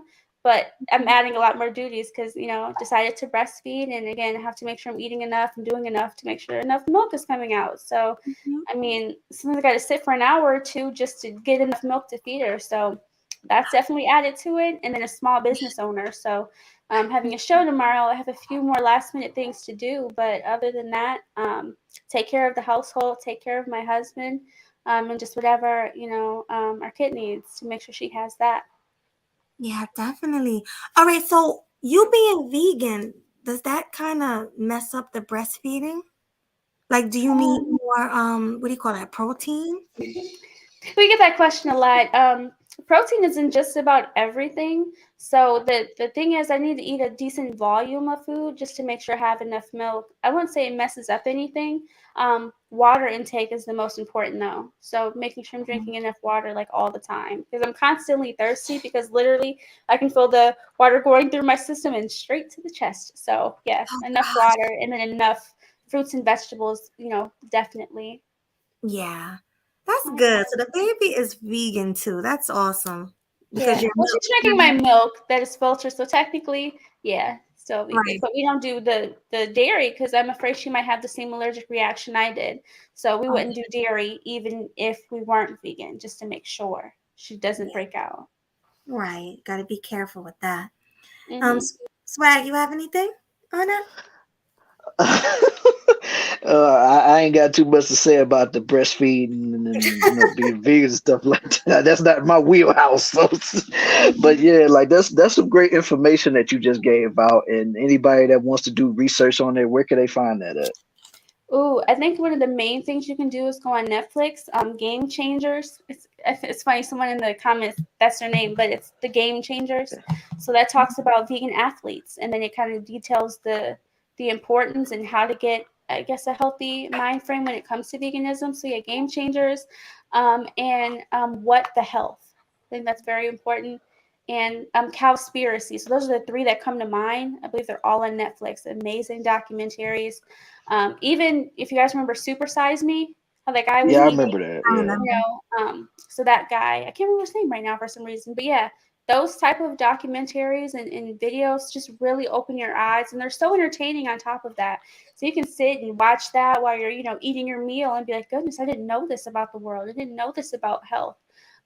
Yeah, because at 21, I actually sat in my doctor's office and he told me, like, if you do not get this together, I'm going to start giving you diabetes medication within the next 6 months. So that changed it for me too. And then again, the breakout. So I was breaking out head to toe. I'm in the doctor's office. He's saying you're overweight, you're unhealthy, you're gonna be on this diabetes, this medication very shortly if you don't get it together. And that was a male doctor. So I've had female doctors since, and I need to go back to a male doctor because they lay it out to you honestly and Mhm. openly. And I think he saved my life, honestly. That doctor I had back in Ohio who told me, like, yeah, you need to get this together because I'm gonna put you on some medication you're not gonna want to be on. So yeah, I changed it since then. Mm. Okay. Hmm, interesting. A lot of great Swag. insight. Yeah. Hey man, I got my answers that I was looking for. You know what I'm saying? Got to check out the Game Changers. What was that Mhm. other one you said? What the What health? the Hell, and then Yeah. Okay. Cowspiracy. That's the Yeah. one Yeah. that really got us, and it's a little older, but it is amazing. It's called Cowspiracy. Oh, okay. That's what's up. Like on one of the days I have free time, I might check those out. But I'm usually a busy dude. I'm always on the go, so I don't really have time to sit still. But when I do have the time, I will check those out. You can Yeah, even me watch the clips too. on YouTube. They have clips of all of those, like even a minute, 2 minute clips. Cowspiracy, What the Health, and what was the other one I just mentioned? They all have the clips on there, and I constantly see them because that's some of the stuff I look up. So you can definitely Oh, find them if you're looking. okay, bet. Okay. Okay.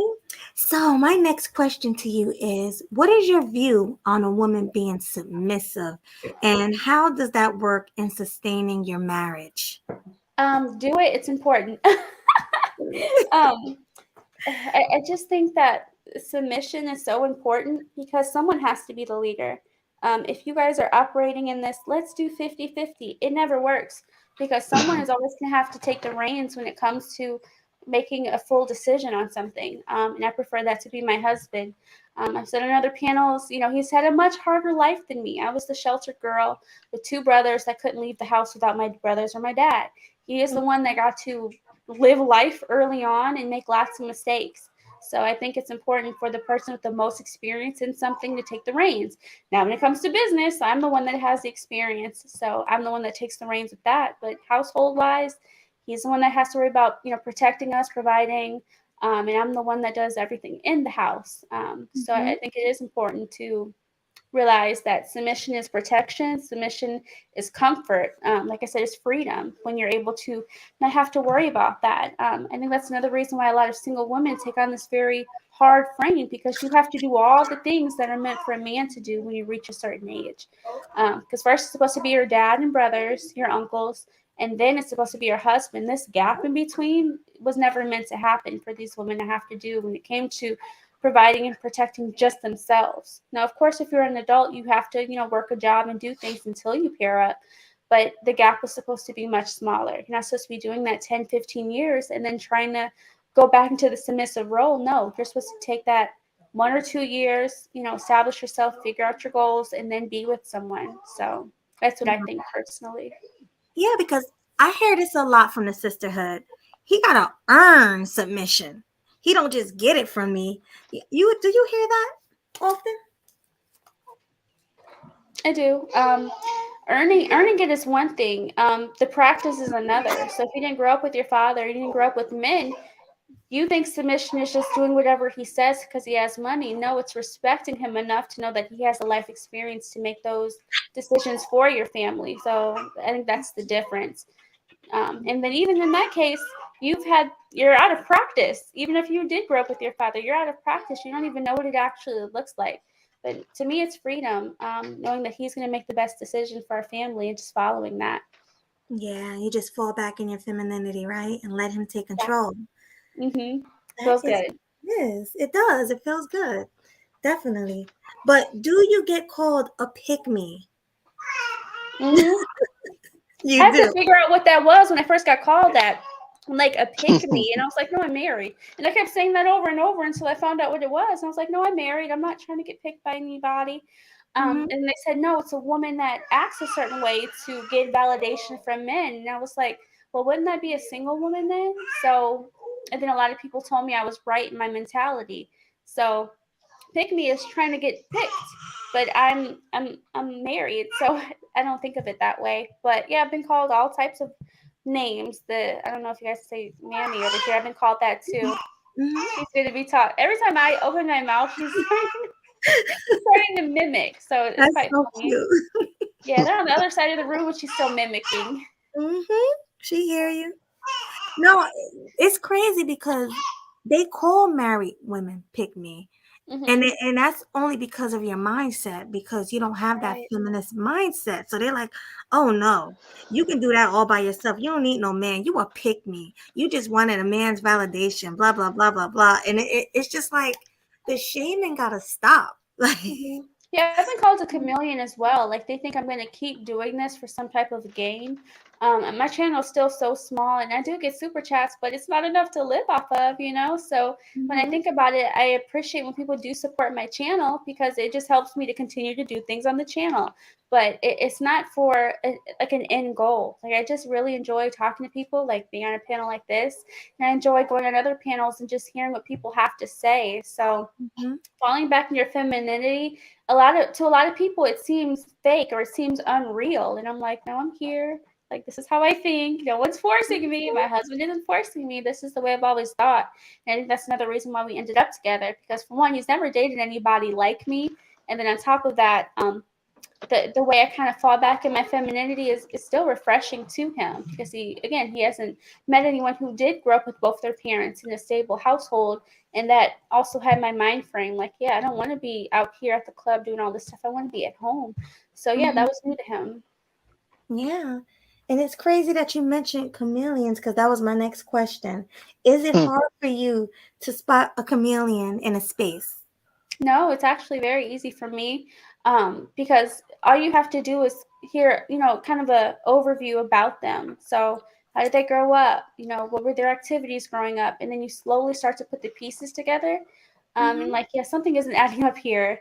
Why do you think this way? Why do you believe that to be true? So, like you said, when I came to the space, I came from it from literally what people call the Godfather. I came from his level of understanding when it came to modern dating. And again, I was married when he came out, but still, I was able to still learn the same information along with everyone else, like the fit, feminine friendly, the sign language, and all those things are so relevant to the way I grew up. And I'm like, yeah, this makes sense. This is the missing puzzle piece, I didn't hear growing up. I was sheltered and protected. So it was like, don't do this, don't go here.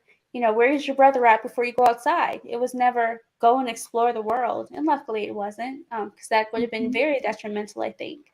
But Exactly. yeah. Good answer. You have anything on that swag before I move on? Definitely a good answer for that, you know what I'm saying? And it's just so a shame now that we live in a world where femininity is demonized. Like women just can't be feminine anymore. You got to be strong. You got to be independent. You got to be this. You got to be that. But Yeah, it's they're called like, weak growing up. They're like, you're just so weak. No one's gonna like that. And I'm like, oh, okay. Well, yeah, but at the same time, what man wants to deal with a strong woman all the time? Like it's one thing to be that man's rock every once in a while, because as men, we go through our hard times as well, as sometimes we just need that, that person to help cushion the blow for us and stuff like that. But at the same time, we don't want somebody that's trying to be up there on our level of toughness and hard and all this other stuff. Like, no, man, that's nothing cute about. I'm independent. I'm strong. I can take it all on my own. Like, okay, well then take it over there, because you ain't about to be rolling with me. well, since we're on this topic right now, what is your view on feminism? Ooh. If we're talking overall, it had its place in the past, but specifically with Black women, it doesn't help us do anything. It breaks our families up. It breaks our mentality when it comes to creating like strong families. Because from what I've seen, it was supposed to be an empowering thing. We're supposed to be able to go out and work and everything, but it's becoming now that it's forcing us to even do things we didn't want to do. There were some women that were supposed to work. There were some that were supposed to be home. But if you have so many people in the workforce, it forces us all to have to go to work. That's why everybody was like, you need 2 incomes nowadays. We only need that because it was forced upon us. There still should be a section of women that can work if they want to, but it shouldn't be that way for everyone. Even before having children, I was a stay-at-home wife, and the first thing they asked is, well, if there are no children in the home, why are you at home? You know what I mean? Why are you not out working? I'm like, I don't have to. What else do I have to say? It's like they're jealous. They hate to see a woman staying home because they Yeah, it was can't. so bizarre. Yeah, it was so bizarre. And I was like, okay, in hindsight, I understand the other side. Okay, if you're at home, why are you doing that? Well, I was highly stressed at work. Again, I had a horrible couple of bosses that loved the power trip of being in charge. And I'm like, why am I working for this dude? I can just go work for my husband who actually loves me, is going to take care of me, and keep his word. I mean, my bosses would tell me they would give me a certain shift, and then a girl they would like on the shift, like, oh, I'm sorry, you're going to have to work the same shift. This girl wants to work that. And then come find out they're messing around. So I'm like, I only got the crappy shift because you were messing around with her. Like that happened a few times as a waitress where I finally got to the position and the trust and the, seniority to move up, and it never happened. So yeah, it was time to go. Housewives are seen as a novelty. Yeah, and that's the other thing. You don't have to make a lot of money to be a housewife. You just have to be willing to sacrifice and do without. So that was the other thing. Most women in my position, especially being in a marriage almost going on 2 years, when we were living in that studio apartment, we were staying in a box. And we got that studio because we just wanted so badly to be here and to start our lives that we were willing to do without for a while. And now we're in a bigger place, a much bigger place. I mean, this place is probably 5 times bigger than that studio apartment, but it was important to start off that way because we Right. remained humble and we were able to save and do what we needed to do to get here. Exactly. Oh Mhm. man, like, so what is it, like a 2-3 bedroom? It's a, I mean, I want to count it as a 3 bedroom, but it's a 2 bedroom, 2 bath. It has like a little den area, living room area. Have my, business stuff in the corner of a room. It's just really, really nice. So Wow. when we have guests stay over, they have a whole separate room. They have a whole separate bathroom. It's just really, really nice. It sounds beautiful. Congratulations. Thank you. You're A welcome. lot of women say they can only be feminine with their husbands, but we have banshees who are Wait, what? Very true. Very Oh true. man. Well, here's the thing. I think most women should be nice and not kind, and I think most men should be kind and not nice. So, Hmm. no one's saying to be a banshee to other dudes, because you never know what someone could offer you or teach you. So, I try to be Mhm. as gentle as possible with everyone, but not too nice, especially to someone that's not my husband. But being nice in general, I think is important for women. Right. Definitely. I think we touched on this question already. About the Gabrielle Union and Dwayne Wade going 50-50. Didn't you say something about 50-50? I think I did say something how it doesn't work in the long term. Maybe in the short term, maybe for certain decisions, but I have not seen where a 50-50 works because men and women are different. Guys have a different stamina for sustaining something. So I would say most relationships, if it's a man and a woman, the woman is going to wear down a lot quicker. She's going to give birth. She's going to take the vast majority of the child rearing and the hairstyles and the clothing and the shopping. I think most women, if they can work it out to save up, they should be retired about 45. And guys, they can just, in general, work longer. So, yeah, I think if you can work it out to where the woman can, rest a lot easier. My goal is for both of them to retire early, but you have to get together really early in order to do that. So that's the double-edged sword when it comes to that. But again, women, our bodies just wear down quicker due to everything considered. So yeah, I don't think most women are supposed to be out here working until they're 80. But we've created a society, unfortunately, where women have to work now to afford things. Um, Mm-hmm. I've even said to all the married women, if half of them could stay home, that would make a huge shift in the market, and we would go back to where the trades are actually going to be making the money they're supposed to. And it's slowly starting to happen. I've noticed that even in my husband's like trade jobs and careers, they're starting to pay more because women aren't working those jobs. So they have to raise that salary to keep men at those jobs. Exactly. So what if it's two millionaires? Like it's Dwayne Wade and Gabrielle Union, and they Mhm. both are making good money. Do you think then they both should contribute to the rent and the money? Well, not rent because they're probably not renting anything, but to the bills. Yeah, I would say two people making a decent amount of money, sure, things should be split. But for instance, the other things I said are still true. Her body is still going to wear out. She's still, the older she gets, is going to want to spend more time at home with their kids and, doing Mhm. things around the house. Now, there are some women that can really push it out till they're much older, but from what I've seen, women just take so much more leave from work. They take a lot more vacations, and it's not because they don't want to work. It's just that their body isn't meant to do that long term.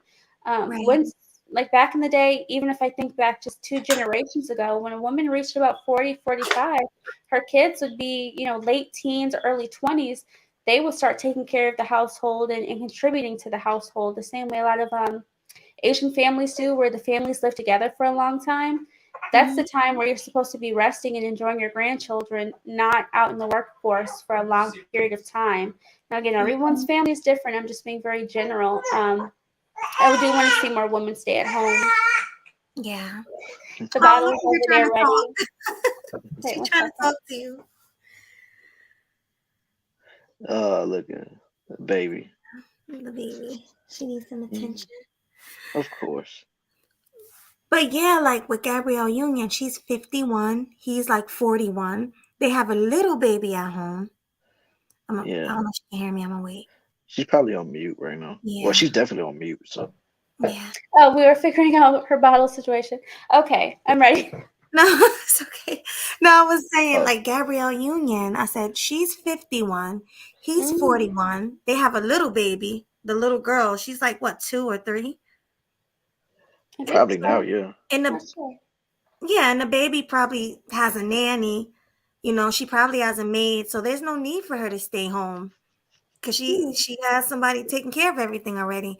In that situation, do you think that's okay to I go mean, 50?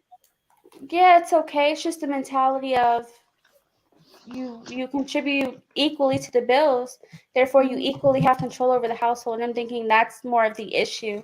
I think the man should be the leader the majority of the time because of his life experience. Now, I did not know she was like what 10 years older than him, so that makes it a little different because typically you want the man to be older so you don't see him as a peer. So I think that would be the other issue.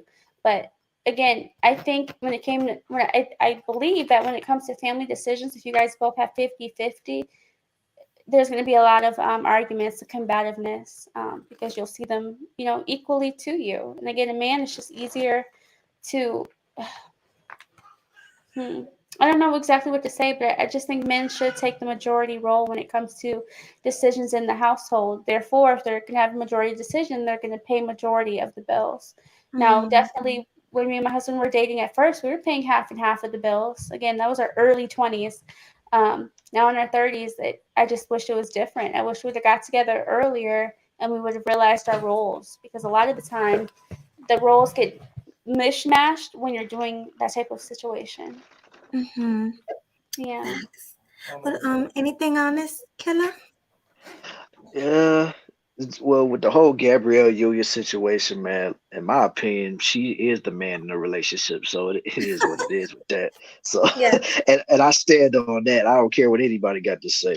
But as far as like the whole 50-50 thing, I can't rock with that, especially like in a relationship. Like I've always been a person that, I always do things on my own. And plus, like you say, it's like a conflict of interest because if it's 50-50, and then if you're expecting going in as 50-50, but let's say one of these days or one of these months, somebody might not have the funds to take care of what needs to be taken care of. But then they be like, hey man, we agree this is 50-50. I did my half. Where's yours at? You know what I'm saying? And it's gonna be a big argument, big blow up and stuff like that. So no, man, like if I'm married or if I got a wife or a girlfriend, fiance, whatever, like it already has to be established for me that I got this. And like I said, and if I were to have my woman do it, it has to be like in case of emergency type of things. Other than that, I got it.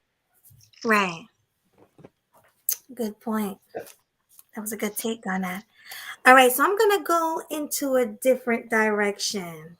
Let's talk about the passport bros, because I know you hear Ooh. that a lot in the space, Brianne. I know you do. So Mhm. we know that the passport bros have been a huge topic in the space. What are your views on passport bros looking for love abroad? Ooh, do it if it works for you. I do see a lot of men, even like think about Billy down the street, right? Um, the girl he grew up with does not want him in general. Oh man, he's my little brother. I grew up around him. I want something new and exciting, right? Mm-hmm. So when it comes to passport bros in general, I think they've had enough experience with modern women that they're trying to find someone with a more traditional mindset. And I will be honest, I don't know anyone that thinks like me in person. I usually find women who think like me online. So I can only imagine maybe they have a similar experience. So if they're going abroad to find love, I do hope they find love. But there are good people everywhere. There are bad people everywhere. But the traditional mindset in general, it just isn't here. You really have to, find that needle in the haystack. Again, like what my husband says. So I encourage them to do it, just to be as realistic as possible.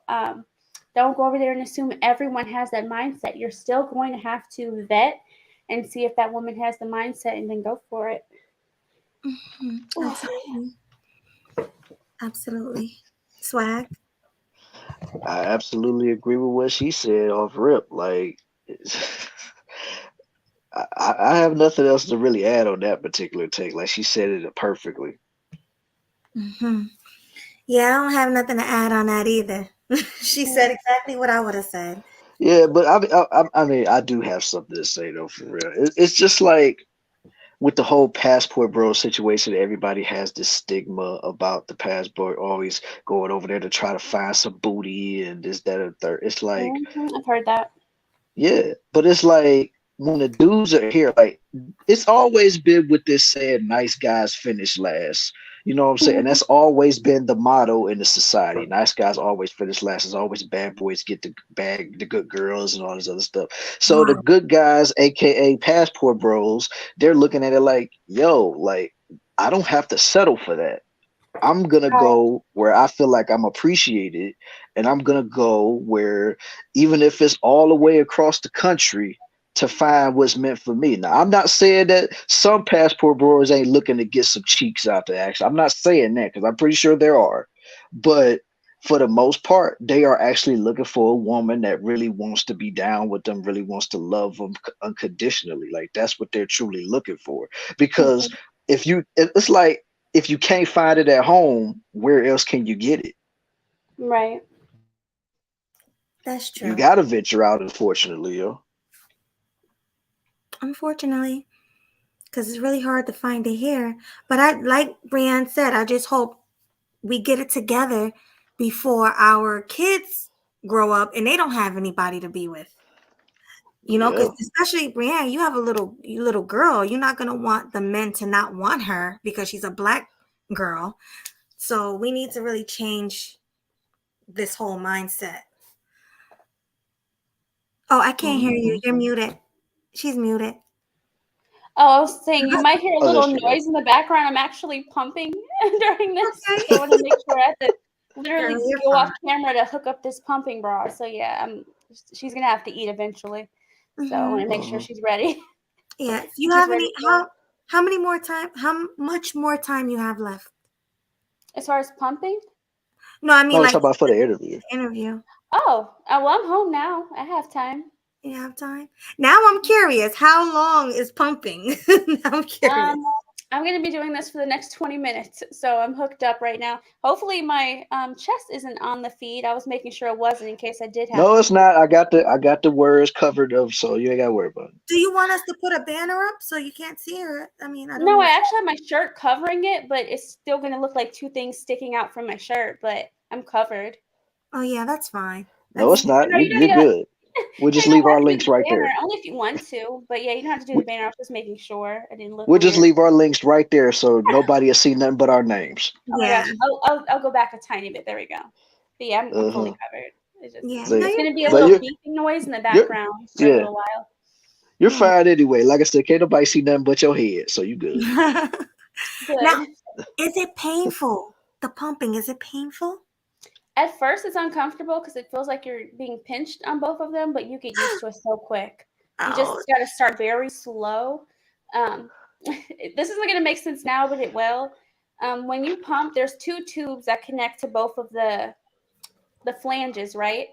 You mm-hmm. take one of the tubes out, you turn on the machine, turn it on low, and then connect the other tube, and then you start going up.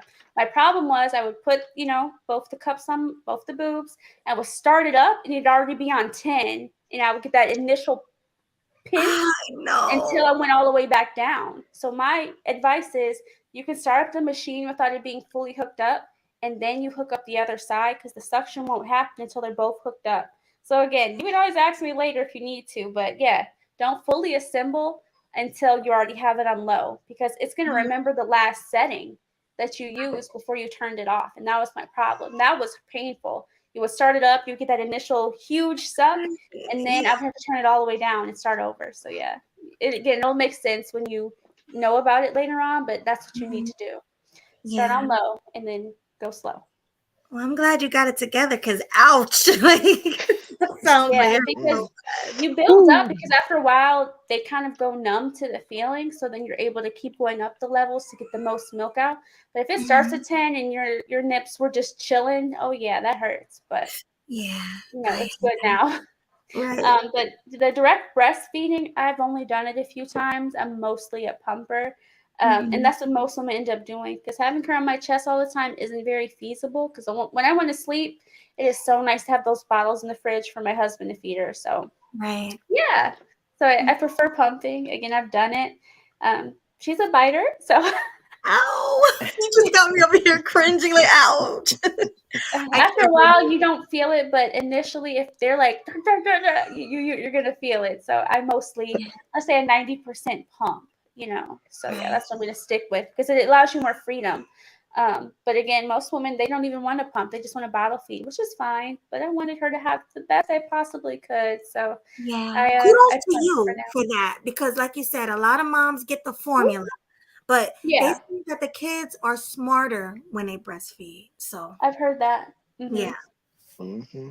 Yeah, she's very Yeah. smart, but I think it's just because I'm doing stuff with her every single day. But it could be the breast milk. I hope it is. This is It this could is some be. work right here.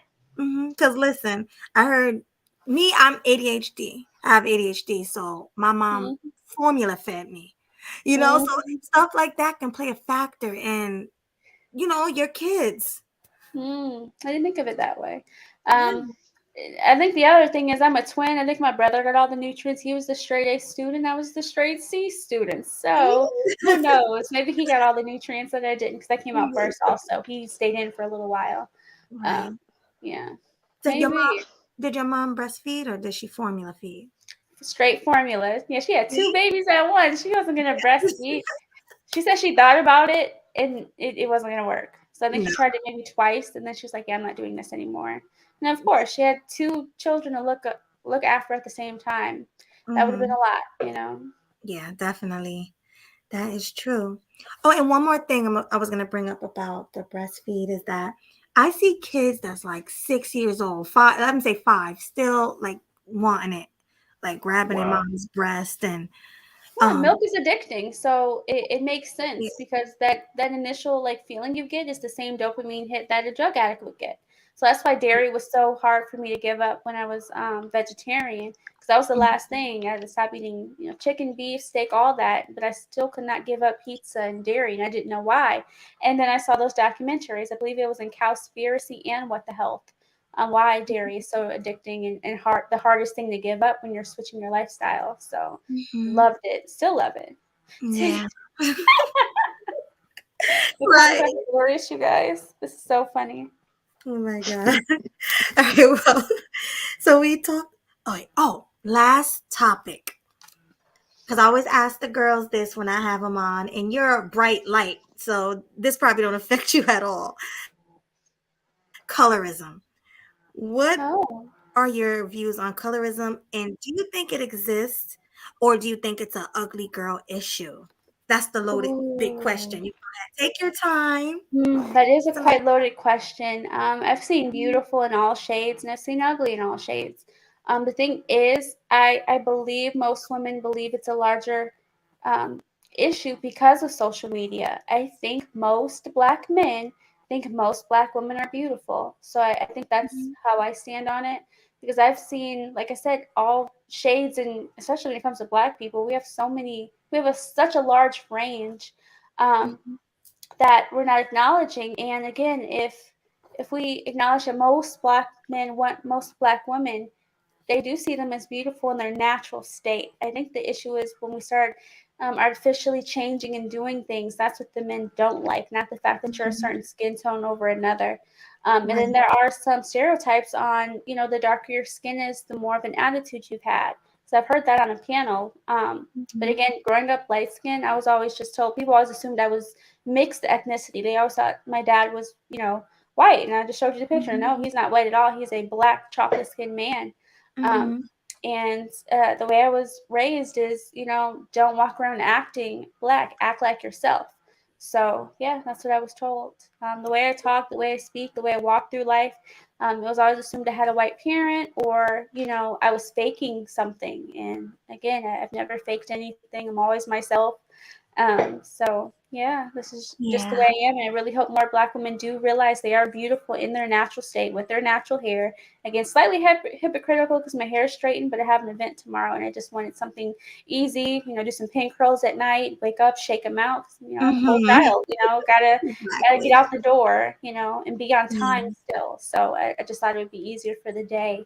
But again, 90% of the time on my channel, I'm wearing my natural hair or some Mhm. variation of my natural hair. So I at least practice what I preach. Usually it's in an afro or a puff. So Yeah. Yeah, which is beautiful. I love afros, by the way, and you look amazing in yours. Any way you wear your hair, and that's the thing. Black women, we can wear it in braids, dread, straight. We can wear it natural. We can put extensions in our hair, whatever, and still look beautiful. And a lot of black women don't see that, especially darker skinned women. And I Mhm. do think that a lot of times black men are afraid to approach dark skinned women because, like you said, the stereotype of them wanting to fight or just being negative. Nobody Yeah. want to go through that. So that's what I think is going on in our community. I don't think that black men don't find dark skinned women beautiful. I just find they find their attitude disgusting. So that's my take on it. How about you, Swag? What's your take on it? I definitely have to say this colorism is definitely real because I've seen a lot of that growing up. You know what I'm saying? Even though I'm like a brown skinned brother, so I'm like right in the middle. So it don't really affect me none because I get both sides. So I can mess with a light skinned chick or I can mess with a dark skinned woman. So it really never affected me. But yeah, I've always seen like this. I'm not even gonna say a war between dark skin and light skins, but it's you can tell it's always been some animosity between them because it's always been the whole thing where light skinned people always get more people talking to them. They're more attractive, they're more approachable. Even though I've seen some light skinned folks that look like they need to be taking themselves to a barnyard or something, like they just don't even look right. But there, like I said, it's just a lot of stigma of light skinned folks that always get more love than dark skinned people. And then on top of that, especially now that I'm older, I've seen a lot of, you know, dark skinned women that look better than light skinned women nowadays. You know what I'm saying? But I mean, yeah, it's always been like that. So as far as I can remember, and I don't think it's gonna change anytime soon. So mm. Yeah, and even like light skinned guys, I've heard used to have to prove themselves Oh, because definitely. you know what I mean? Because dark skinned men or boys would be like, "Hey, you're not tough enough." Yeah, most light skinned dudes would always get called punks, and I don't want to say the other word because them like trigger words, but you get what I'm saying. They always get called punks and sassy and all of this stuff. Like they really would have to prove themselves to show everybody like they not really no punk. So yeah, they went through it though. Yeah, definitely. Now let me ask you this, Brienne. Who do you think have it worse? The men or the women when it comes to colorism? Ooh. Um. Trust me, I'm sure they both have their sides. But listening to my husband's side of things, as him being a dark skinned man, I would say he has it worse. Only because um, the perception I understand, again, I don't understand everything, but from what I've heard from people in my life, they will see a black woman come into a room and assume she's going to be loud and obnoxious. But they'll see a black man come into a room and think he's going to do something dangerous and violent. So I think that's the difference that I've heard. Again, I could be completely wrong, but that's what I've heard before. So one's going to be essentially annoying, one's going to be dangerous. So the way my husband walks through the world as a wonderful, sweet man, he still gets that perception until he opens his mouth and people truly get to know him. He's very popular at his job. He's very, well known. But when they first saw him, they didn't know what to expect, and he definitely proves them wrong on a daily basis. Hello, whoever just joined the chat. Huscular and muscular is in the building. Oh, it's H&M. Hey, H&M. H&M, you there? Hello. Are you He muted? probably has some audio issues or something. Oh, he's coming back up. Okay. Take the other one down, H&M. Yeah. Remove that one. Are you there? Hmm. We have two tabs open What's sometimes. up? There you There go. we There go. you go. Hey. Hey. How y'all doing? Let me give What's some Doing shout going outs. on?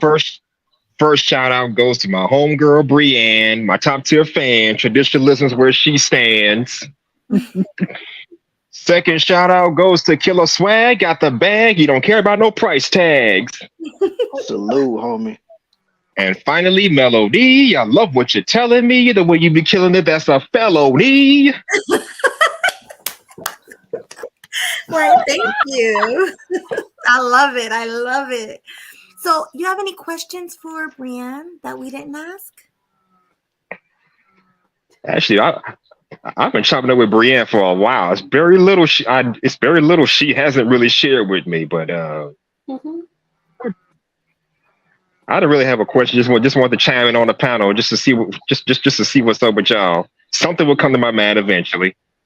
Yeah, he's on a lot of my panels. Trust me, they ask all the questions, and I'm pretty open with just about everything. So, yeah, open book. Well, out of all of the subjects we spoke about on this panel today, what's your input on anything? Oh, yeah, I just remember something. That whole 50-50 thing. Mm-hmm. I remember yesterday we talked about Gabriel Union and Dwayne Wade going 50-50.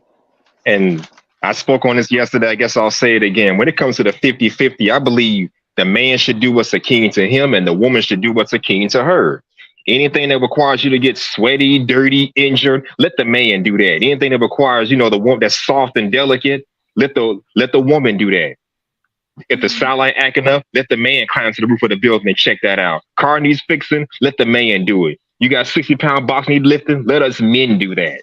And what are some things women can be doing? I don't know, like cleaning up the house, fixing the garden, that kind of thing. Mowing the lawn, let a man do that. So anything that requires you to get sweaty, dirty, or maybe even injured, which I hope doesn't happen, leave that to the man. That's why I believe 50-50 should work. And the thing about it, I was on Dee Dee's panel earlier today, and she shows a video of a woman who had a kid by another man and didn't tell her boyfriend about it.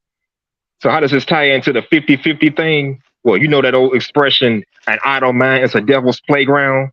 So if you're dealing with a woman who's not doing much of anything productive with herself, and being on social media does not count, making TikToks does not count as anything productive, she gonna have all the time in the world to go out there cheating. She gonna have all the time in the world to go out there and find herself a new babe.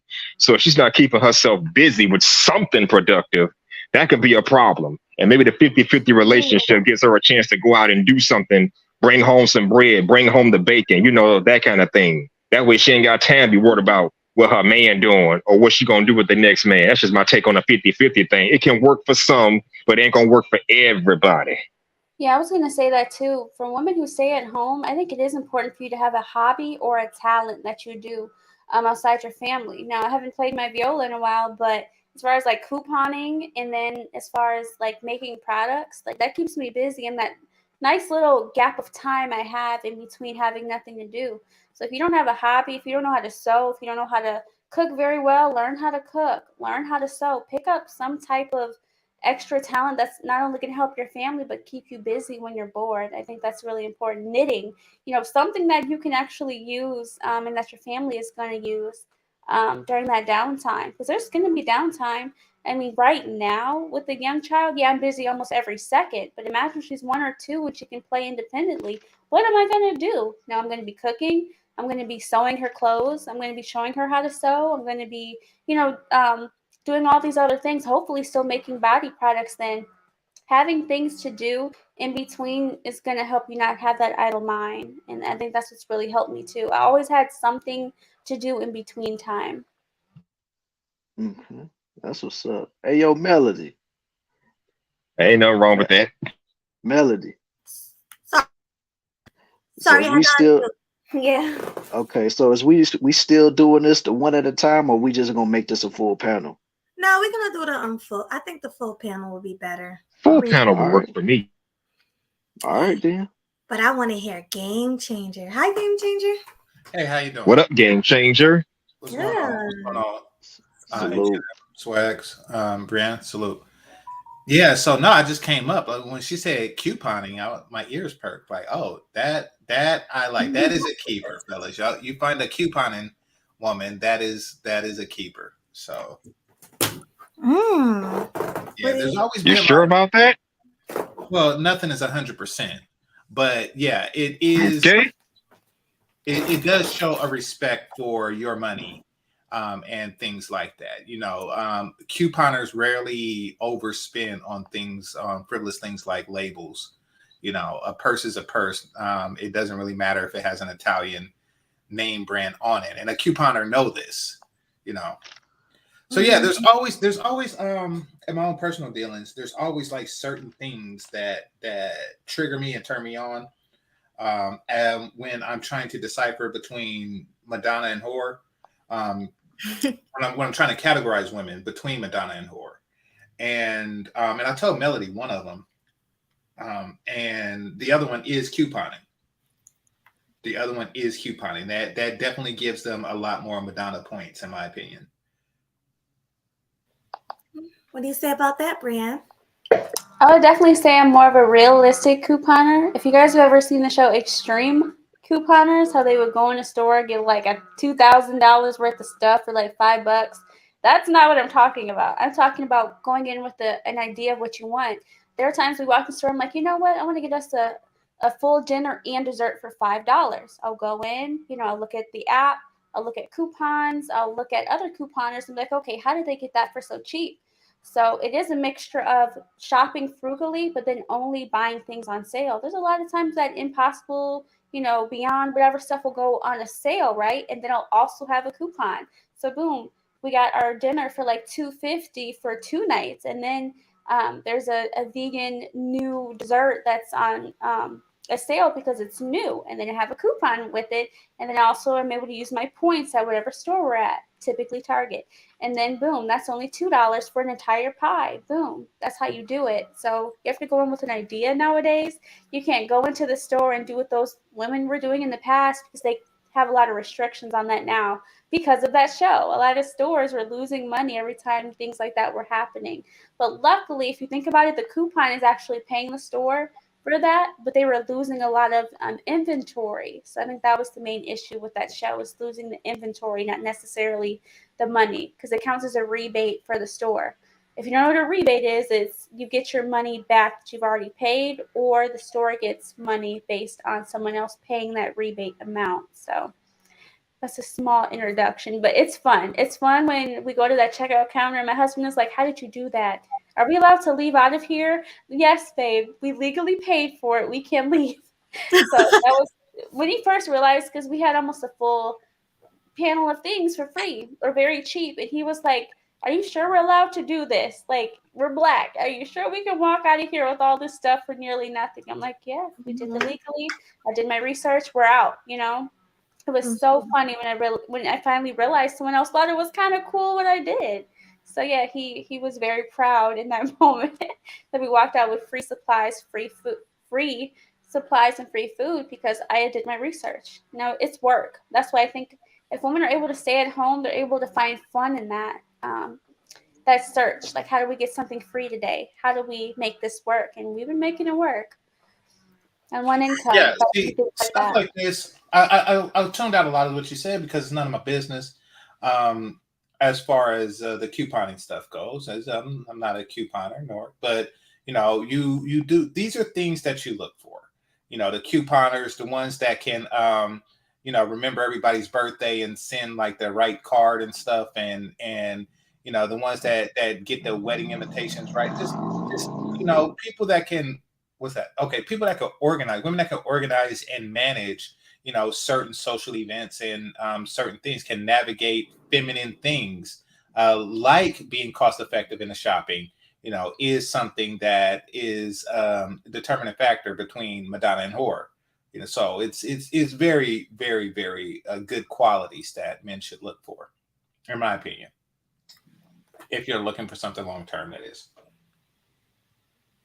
Yeah, she was meant to be a wife, it sounds like to me, from the beginning to now. It's like she never changed from what I see.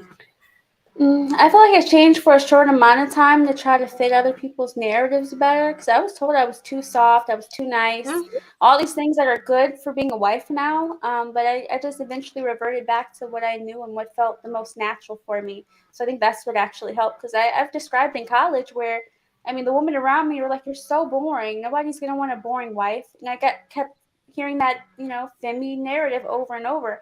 You need to be more extroverted. You need to stop being so boring. You need to come out with us. The funny thing is, the one time I was supposed to go out with a group of girls on my floor, they got into a fight that night, but I forgot my ID back in my dorm. So it's like, you know what, you can just stay at the dorm. Oh, okay. So I went back to the dorm. They came back. Weave was out. One girl had a scratch on her face. One had a busted lip because they had gotten into a fight. And I just remember thinking, I don't know what was looking out for me that night, but yeah, I just forgot my ID, so I had to walk back, and they all went to the club. So it worked out.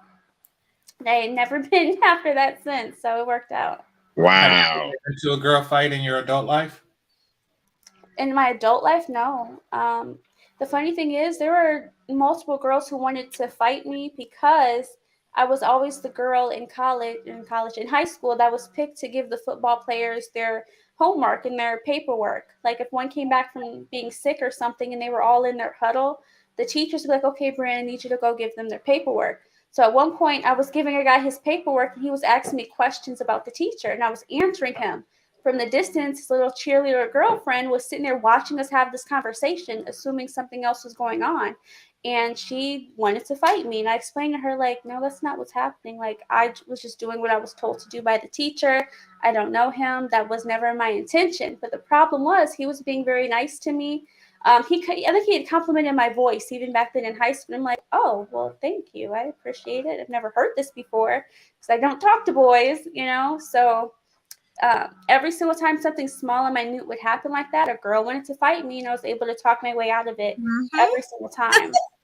Yo, are you my sister? Oh yeah, baby, you got some haters. No, baby, you got some haters. You got some haters out there.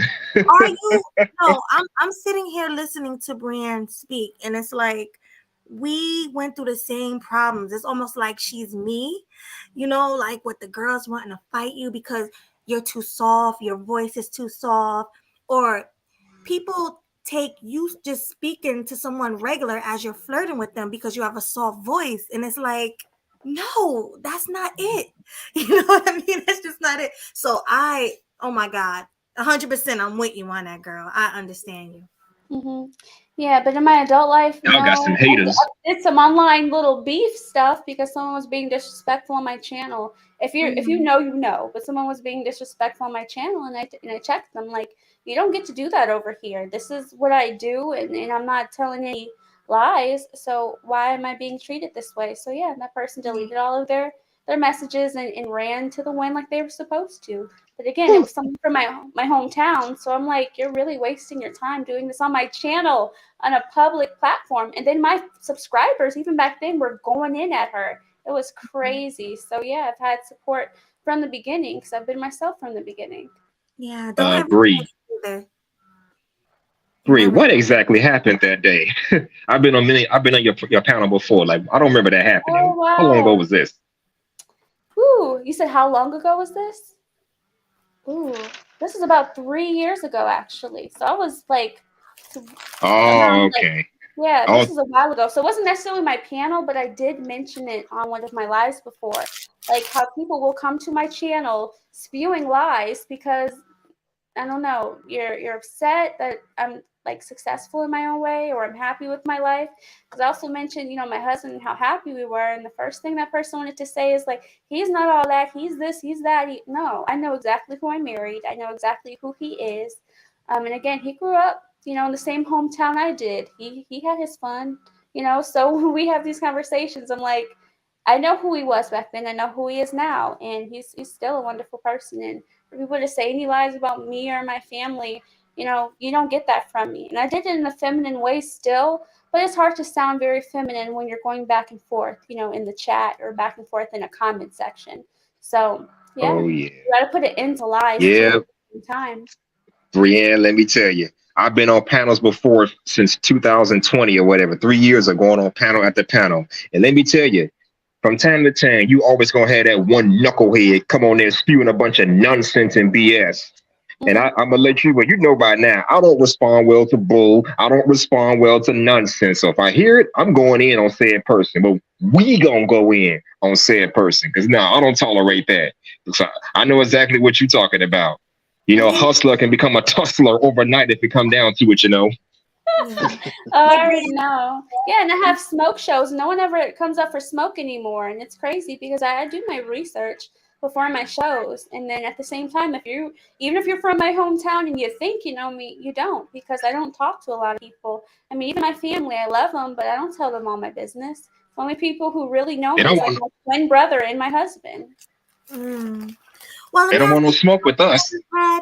have you ever Huh? had any penis bombers on your channel? Who, me? No, Brienne. Have you ever had Oh, any okay. penis What? people that Oh, you come? mean like the ones that'll come in the studio like exposing themselves? Yeah, I've had that a couple Yeah, times. It that's was crazy. so disgusting and That's disheartening. I disgusting. told him I cried Wait, wait. after. Why I is was it like, just why you would and you Melody that expose yourself like that to me? It was It's horrible. horrible. no? Because y'all Yeah. clip coupons. I mean, but no, because it's just you and Melody. Like, I don't see the correlation. Like, yeah, I don't. Yeah, it's really No, they hear your disgusting. voice and like you listen. I'm not a flasher, but y'all have soft voices, and apparently something in y'all voice just enticed. Like, ooh, I gotta flash that. Like all the flashers in the world are looking for a certain person to flash, I guess. Yeah. Yeah, but it's really Sick. disrespectful for especially Brienne because she has a family, her husband and her child, and it's just like she said, disheartening that someone actually Yeah, come and I up was and do pregnant that. when that happened. The first time I noticed that, I cried after. I was like, I just feel so disgusting. Like, I didn't ask for that. And then, you're in the studio and I almost brought you up until I realized you were doing that on the other side of the camera. So yeah, it was horrible. And then sometimes they'll show prawn videos. First you'll see a Mhm. person. I'm like, do your hands like this so I know you're a real person, and they never do it, and then they flash over to the video, and again it never ended up on my channel, but I saw it in the studio, and that's what made me upset. So I was Mhm. pregnant one time, it happened, and the other time I think I had just had my baby, and I was very sensitive, and it was uncalled for. It's really hurtful. Mhm. Yep. Well, at Wow. least they didn't come and do it on your channel because they did it on my stream. Like, let's say I brought them on, I brought them on StreamYard and they're just flashing it. And they Oh, actually, in my shorts. The funny thing is, you see how Killer Swag has this thing in the corner? yeah. I had a Yeah. whole panel. He was at the very bottom, and I was blocking it, so I saw it, but no one else did. It's on my shorts. If you guys get bored, it's on there Oh where my literally you see the top of his head, and he's showing a prawn video, and I was like, oh my god, they almost stole it, but it just so happened it had a banner that covered it up. Oh, Horrible, thank absolutely God. horrible. Yeah. Saved by the banner. What kind of Right. shoes? That was a good one. Right, They right right. again. What kind of Mhm. shoes do you wear, Brienne? How much what? What kind of shoes do you wear? Ooh, I have these like slides from Amazon. They're super thick and comfortable. Um, but I'm always home. What shoes do I wear? Um,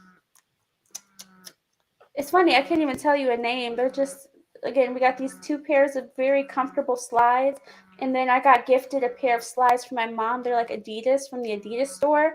But No. other than that, I don't really know name brands. Just a pair And of see, anything with those laces. I can just slide my feet in. To be honest. this Yeah. is what I'm talking about, fellas. When determining the difference between Madonnas and whores, look at things like their shoes, how much it costs. Like, do they know all the name brands, the Italian, She's stuff a that, keeper. yeah. I mean, I'm not going to say just look for this because women are going to adjust, but, Mhm. look for things like that. Look if she has practical shoes on, like things like that. This is what you do if you want to categorize women. This is what you do. Like, how does she care about stuff? Like, if she's not focused on fashion, if she's not overly focused on fashion and what name brand shoes she has, then what is she focused on? Well, she's focused on family and other aspects of life. So Mhm. yeah. Wow. Definitely. You just seem so pure, Brienne. Like, it's like, Oh my goodness. I'm serious. Like, I love this.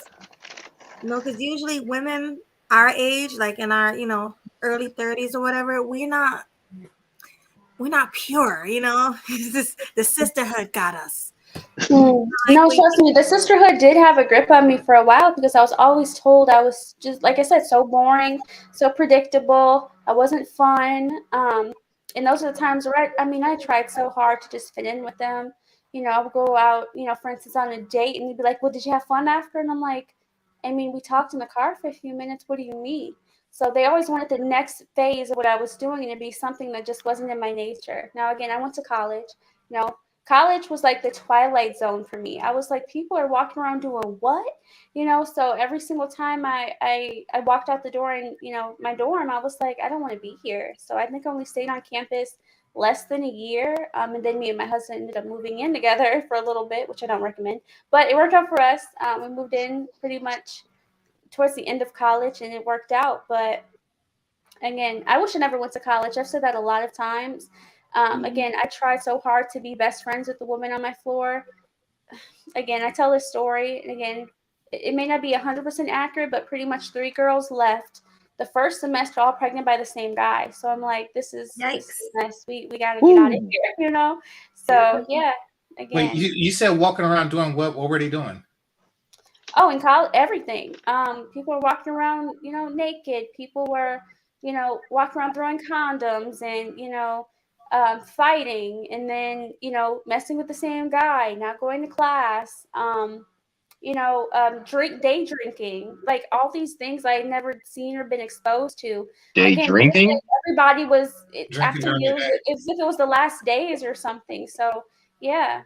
It was wild. All the things I saw in college, I could never unsee, and that's part of the problem. I don't want any of my kids to go to college. It's either a trade, or if you need to go to college, it better be in STEM, because again, the U.S. community, exactly. That's what I'm saying. When it comes to college, there were a lot of men that were just out there having fun. I'm pretty sure he didn't want to be a 3-time father, but that was his reality by the time his first semester of college was done. So yeah. Again, people were having fun, right? For some of those people, I acknowledge that was their first time out of the house. And again, it was my first time out of the house for a lot of reasons. I was very sheltered, but it seemed like when I turned 18, okay, you're an adult, go out into the world. I was not ready. I should have stayed home until me and my husband got together. And I wish that's the way it was. Again, as far as being pure, I just finally reverted back to my nature. And then again, my husband was able to, get with me early enough. But I'm telling you that 1-2 years I could have done without. Now, I think that you're a little bit hard on the women that were walking around naked. I mean, because like, what else can you do on laundry day? Like, I mean, Damn it, game changer. Oh my All right, God. go ahead, I'll give game you that. changer, man. Well, Now that's you the see thing. It why was they at call him night, game and changer. there was a pool, so I'm like, they were just living like, the fear of getting, or not the fear, the excitement of getting caught. So, I saw a woman, again, walking around the street. I saw some men too, and it was a mess. It was a huge mess. And again, I could have done without it. And that's why I don't think most women should go to college. Use that year after to, start your business, start a trade. But then after that, be looking for a partner immediately after. Between 19 to 22, I think, are those pivotal years to find someone to build with. Anything after that, you're pretty set in your ways as a woman. I agree. Melody, you're set in your ways. Excuse me? For the most part. Yeah, Melody, when was the last time you couponed? I haven't. Y'all can get on your me. ways. I'll show you my ways. You'll learn. I mean, honestly, they have apps now. Once you get Ibotta and Fetch, half the work is already done for you. So yeah, I'm always on those apps, trying to figure out. Send me the apps. That way I can start. I will. I think I have at least 4 I'll send you. But yeah, usually the app is where I'll start, and then your particular store will always have coupons on their particular app. So yeah, whichever side of the country you're on will determine that. Wait a minute. You don't actually clip it? No, I used to, but now you don't have to clip them at all. Nope. Oh, crap. It's modern women. No, you're supposed to clip it, like, because you can like physically clip it, but like 90% of them are online. Every once in a while in the mail, like if I send because here's the tip I used to do. If I used to love a brand, especially a vegan brand, I would actually get a postage stamp write them a letter and mail it to them, and they would mail me back coupons. I would say, I love your product, but it's getting too expensive. And then after about a week or so, I would get a coupon book full of coupons to use at the store for that particular brand. So I would recommend doing that too. If you like, again, I don't want to list any non-vegan brands, but if you love a brand, get old-fashioned, type them up a letter, put a stamp on it, and mail it to their headquarters, and they'll send you coupons back, like a coupon book.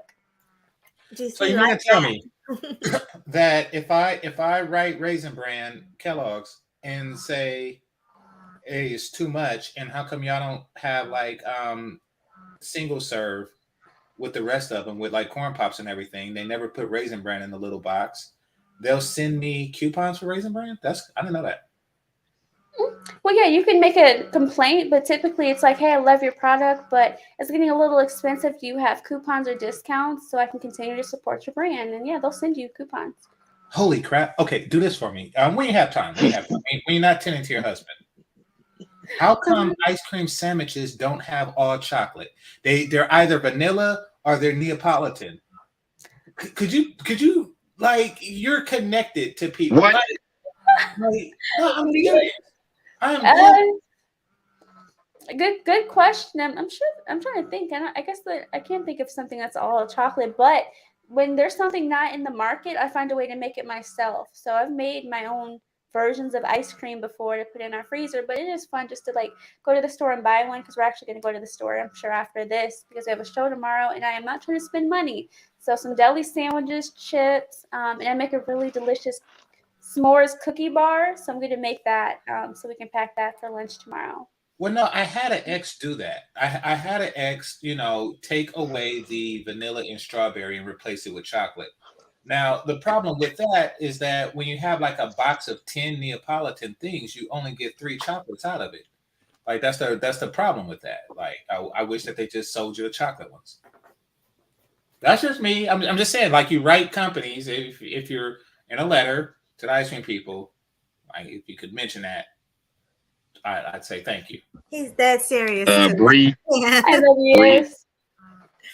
Bree, I had one question. What the heck kind of college was you going to back in the day? Because when I was in school, nobody I knew was doing half the stuff you was doing. Yeah, there were some knuckleheads and ratchets out there, but they weren't in abundance. But then again, I went to school in the early 2000s, so maybe it was different back then. And, I grew up in the city, the nitty-gritty city that took no pity, and that's where I went to school. I didn't see a lot of that stuff on college campus. So what kind of school was you at? The end of day school, apparently, because that's how people were acting. I was like, what is going on here? I don't know. I just think it was their first time in college, and they just let it all loose, and they realized they had no parental, people, looking at them or whatever. But it was in Ohio, so I think also being near small towns, they had that small town mentality. So I think that was the other part that played into it. Which one? Which one do you want the milk in? That one. This one? How much? Oh, I don't know. She's sleeping right now. Oh, great. If she's sleeping, I'll just give me one more bottle. By the way, shout out to your husband. Oh, yeah. Shout out to him. Definitely. Salute I have to him. milk. That's what I did while we were talking.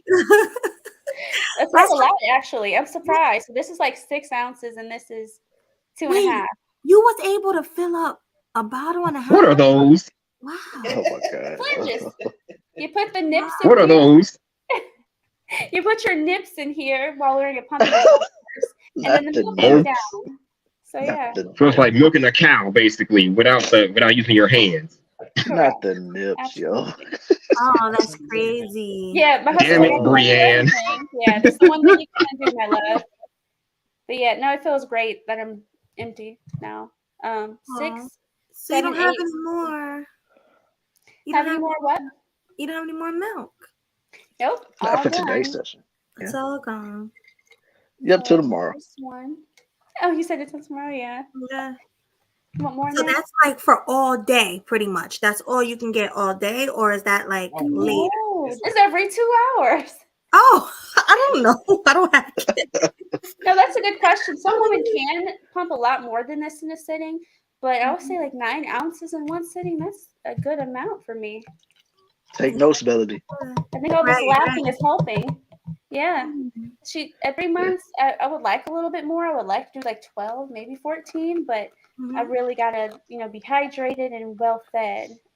So yeah. Right. So you got to eat a lot of food. Well, I wouldn't say a lot. I would say a good volume of fruits and vegetables because a lot of women think, especially when they're pregnant, you got to eat for two, and that's not the case. My doctor actually said that's a harmful mindset because the baby is only like this big, and even at their biggest, all they need is the prenatal. So I did not eat any differently while pregnant. Maybe an extra yogurt, here or there, Mm-hmm. coconut yogurt, of course. But yeah, I didn't eat that much different because people are like, you got to eat a lot of food for the baby. The only thing that baby needs is your warm womb in that prenatal. They don't need actually food at all for a long Oh, time. I Yeah, did not so know never that. let anyone tell you eat for two.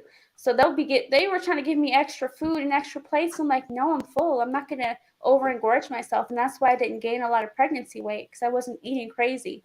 Now towards the end, it was the holidays, so yeah, I ate a couple extra little treats. Yeah. But for the most part, I didn't gain a lot of extra pregnancy weight. I know, again, I'm not gonna say which one, but one of my aunties said she gained like 60 pounds 60 during her pounds? pregnancy. Yeah, 60? no, I'm still within 10 pounds of Whoa. what I was before getting pregnant. So 10 pounds and I'm back in my pre-pregnancy weight. And I think it's important that we got to stop telling Black women especially that they have to engorge themselves while pregnant. That's harmful and it's untrue. Your baby is going to get everything it needs as long as you're taking a prenatal. Now, I did, again, talk to your doctors. Don't quote me exactly, but talk to your doctor. But I was taking a prenatal, but also an additional iron pill because the one thing the baby will take is that iron. And my doctor wanted to give me an iron infusion, but I started taking an iron pill, and the doctor actually canceled it because I had enough iron in my system after a few weeks of just adding an iron pill. Yikes. Trust me, I did not want that infusion because the infusion is they have to put an IV in your arm and you have to sit for an hour while iron is pumped through your veins. Sometimes the vein pops, sometimes it doesn't stick the first time, and I hated needles. So I'm like, I'm gonna figure it out. And I looked it up online and they said add an iron pill. Mm. Now my absorption rate is different being a vegan because they told me initially you can take the iron pill, but it's probably not going to do anything. And I was like, okay, but I still took it and it absorbed a lot better, possibly because I'm vegan. Again, I'm not sure. Quote your doctors, but our absorption rates are different because of what we eat or what we don't eat.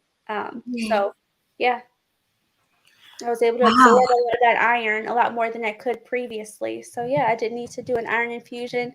I didn't need any additional meds while pregnant. I just ate lots of fruits and vegetables. I craved a lot of apples and oranges. So I ate a lot of apples, oranges, mangoes during pregnancy, which could have helped it be easier as well. Because there's studies, again, quote your doctor, look it up yourself, that say when you eat a lot of fruits and vegetables during your pregnancy, it makes things easier. So yeah, a lot of broccoli, apples, oranges. I have apples and peanut butter as a snack a lot because we always had apples and peanut butter at the house. And that's what I ate the day before going into labor. Apples, cut up apples with peanut butter. Wow. The strange things you eat when you're pregnant. Mm-hmm. Apples and peanut butter. Apples, oranges, and peanut. Like I was dipping the oranges and the apples into the peanut butter and eating it. It was delicious. But that's what I really, really craved. And that was the night before. I'm pretty sure it was within 24 hours before giving birth. So yeah.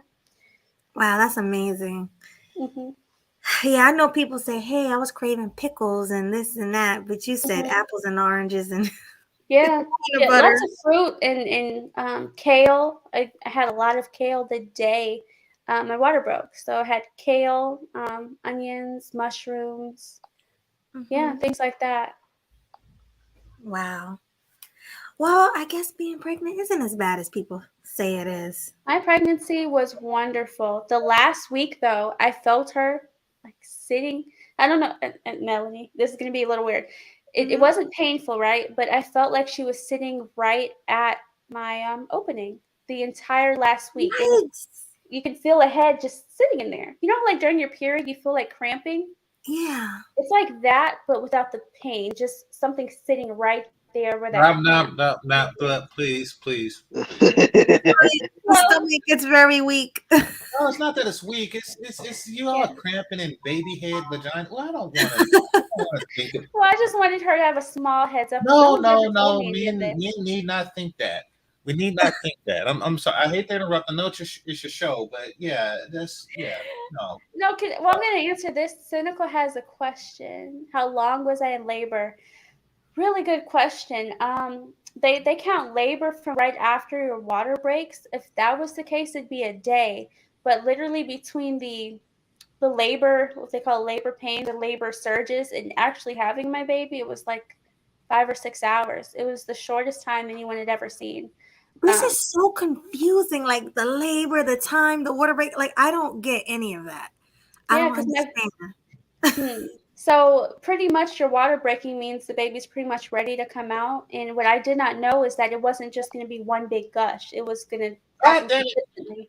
Close your ears, GC, right now. No, I want Melody to be able to ask all of the questions because, again, I didn't have a sister, cousin, auntie. Nobody told me this. I only heard the horrible things. But the fact that I was, very consistent with that meant I was going to be more comfortable. Because sometimes it happens in one big gush, but that's not typical. But it was a very short labor, so like a day. Did you see overall this? I would just say pain-wise, I didn't really have those. And that's the reason why I left. And that's because this is lady talk. This is woman talk. This is just like y'all leave the locker room when we leave. We leave whatever room y'all talk about gushing and stuff like that. Like that's so I leave. That's why I left. But no. But no, I'll say it was very comfortable for the most part. There are a lot of things that I didn't have to worry about because, again, I had a doula there, my husband, and then towards the last 2 hours, my twin brother actually brought us food, but he got stuck because there was actually a protest going on. And I guess I've said this before, but someone else had gotten deleted, and they were protesting that deletion here in Portland. So he was in there in the corner while I was giving birth. It was very cool. Now, it sounds weird because he's a boy, but he's my twin brother. So he knows me very well. So it was wonderful having him there because my mom wasn't able to be there.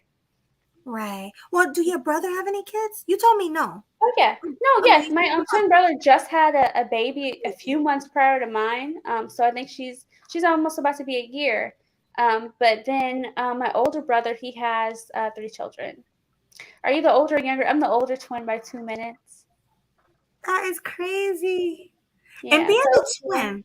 We were pregnant at the same time, if you think about it, because his fiance was pregnant towards the end of her pregnancy, and I had just gotten pregnant. Again, the timing worked out. It just so happened to be like that, but it was not planned. It just so happened to work out like that. I think I will plan it with my twin, especially like if I have a sister or a brother. I will plan it like. I don't know. It just so happened to happen like that. I think that was hilarious because, again, he's a boy. So, again, the fact that, his lady was pregnant with his baby and I was pregnant, it was just funny. But we were only pregnant at the same time for like 2-ish months or something like that. A month and a half. Yeah. Let's see. My brother was also older than me by 2 minutes. Yeah. Hilarious. 2 minutes. Awesome. That is awesome. Let me ask a separate question. Do you plan on doing like how people do YouTube videos with their kids and their babies and stuff? Do you plan on doing that? Yes, but possibly without her face being in it, just like her essence, like maybe her foot, the back of her head. I think our child is absolutely beautiful. She looks exactly, I would say she looks exactly like me with parts of, my husband mixed in there. But again, we've been through a lot of bullying in the past when it comes to YouTube and social media. I don't want my child to be exposed to that. So we said, obviously, on these panels, I will freely talk about it, but having her on there, I think the internet is very dangerous for children. I want to give her all the information possible so that when she is 18 and she chooses to be on social media, she can. But, with all the knowledge I have of how horrible it can be, there are times I've cried and, had to talk about it in therapy, how relentless the bullying can be online. And I don't think children should be exposed to that at all. I see a lot of baby influencers, and it's just dangerous. You don't want to put them in the limelight that way to put them in a dangerous situation. So, yeah, you'll hear in the background, you might see a foot, hand, but as far as her face, I think we're going to keep that off of social media. Okay, fair enough. The reason I put it in the background because there's one who does that. I was gonna see if that was an example, but I didn't know if the kids get bullied too. So, yeah, smart move, like you said. That's Yeah, think very about Jay-Z and Beyonce's kid bullying, even for super famous people. So if you think about it in that context, What did they they can do to? bully someone like that. What do you think they're going to do to me? Yeah, they So was saying Blue Ivy. They was bullying her because of her hair, and they was saying she's ugly and she looked like Jay-Z. They was doing a lot, That and she has sucks. beautiful. Yeah, she has even beautiful before she hair. was born, they were putting baby likenesses with JC's face just right on it. I was like, you guys are horrible. She's not even here yet, and you guys are doing these horrible things. But yeah, I think for the most part, kids should be off of social media until they're 18 and they've received all the information, because this is the first generation we're seeing how big of an impact social media can have. So, in the mentality of children, their school, you know, interactions, all these things are still brand new. That right now the kids going through right now are the test or guinea pigs for how social media messes up, relationships and friendships. I Yeah, agree with Mhm. that. In the day you could be bullied, in school, but nowadays you can be It's bullied through, social media and affect more than just the people around you. So yeah, it's bad out here, and I just don't want any of my children to go through that. absolutely not. And you know what's It's crazy? called cyberbullying. Yeah, well, but you. Melody. Thanks for having me, and I greatly appreciate you. Thanks for coming. And Salute. Take care, GC. and H&M and Killer Swag. Appreciate to all of you. Appreciate you too, bro. Appreciate you too. Yeah, but my 10-year-old nephew, he can't concentrate. All he do is hold his phone in his hand, and he be on YouTube a lot. Even though his mom have the parental lock on it, it still says crazy things. Like I was listening, and what he was saying, I don't know if a 10-year-old will understand, but he was saying some subliminal crazy stuff on there. And I'm like, what is Mhm. this? Even with the child lock on it. I didn't Yeah, there understand. was a little scary face that I don't want to say it because it'll ding your channel possibly, but there was a Yeah, don't do scary that. face going around on the kids' channels telling them to do horrible things to their parents and themselves. So even in a small, minute way, even if her face isn't exposed to social media, I still don't want her exposed to it really at all. There are so many videos and things we can do outside of social media and the internet where she can still have a good childhood without being exposed to too many crazy sick things too early, because again, you can't protect them forever. But I think one of the best ways I could have been protected as a young adult and even like a young kid was more information. My parents chose the route of, I'm going to hide everything from you, and then when you become an adult you'll be exposed to everything at once, which I think is detrimental as well. But again, I was able to, work my way through it. But yeah, I went through the trauma of realizing that I knew nothing about the world until I was exposed to it, and I don't want anybody I care about to go through it that way. Because again, I wasn't like sheltered, locked up in a closet or something. I was just, you can't leave the house unless someone's with you. So that meant you're really never leaving the house for anything other than, birthday parties and, dance classes. So again, my life was very, very small, and it opened up in college to the point where I'm like, I don't like this. I want to go back to what was comfortable and fun for me, which was, sewing and, playing instruments and doing things at home. So Mm-hmm. I think that's the best way for me to actually enjoy life. And again, when I leave the house, it is nice to have protection of my twin brother and my husband. We actually moved across the country because my twin brother actually already lived here for the last 7 years. So when we came here, we already had, his input on the city, and he was starting his family. So it was just really nice to kind of go back to, one, my twin brother, and two, to the comfort of knowing that I have these strong, wonderful men around me that want the best for me. Yeah. Yeah. I got a question though. Speaking is somewhat similar to this topic, but when your child becomes of age, what do you plan on doing as far as like education goes? Are you going to have her be homeschooled, or you going to have her go to actual school? Homeschool. Good question. Homeschooled, and then also again for me, dance class is very, very important because in a small way that opened up my very small world. Uh, I was able to interact with other kids of other ethnicities because again, I was almost always the only black kid in each of the classes. Every once in a while there'd be like a mixed ethnicity girl that looked similar to me, but there were no other full Black girls in the classes. I had one family member that actually went to the dance class with me for a while, but other than her, I was the only Black kid in like 90% of the dance classes I did growing up.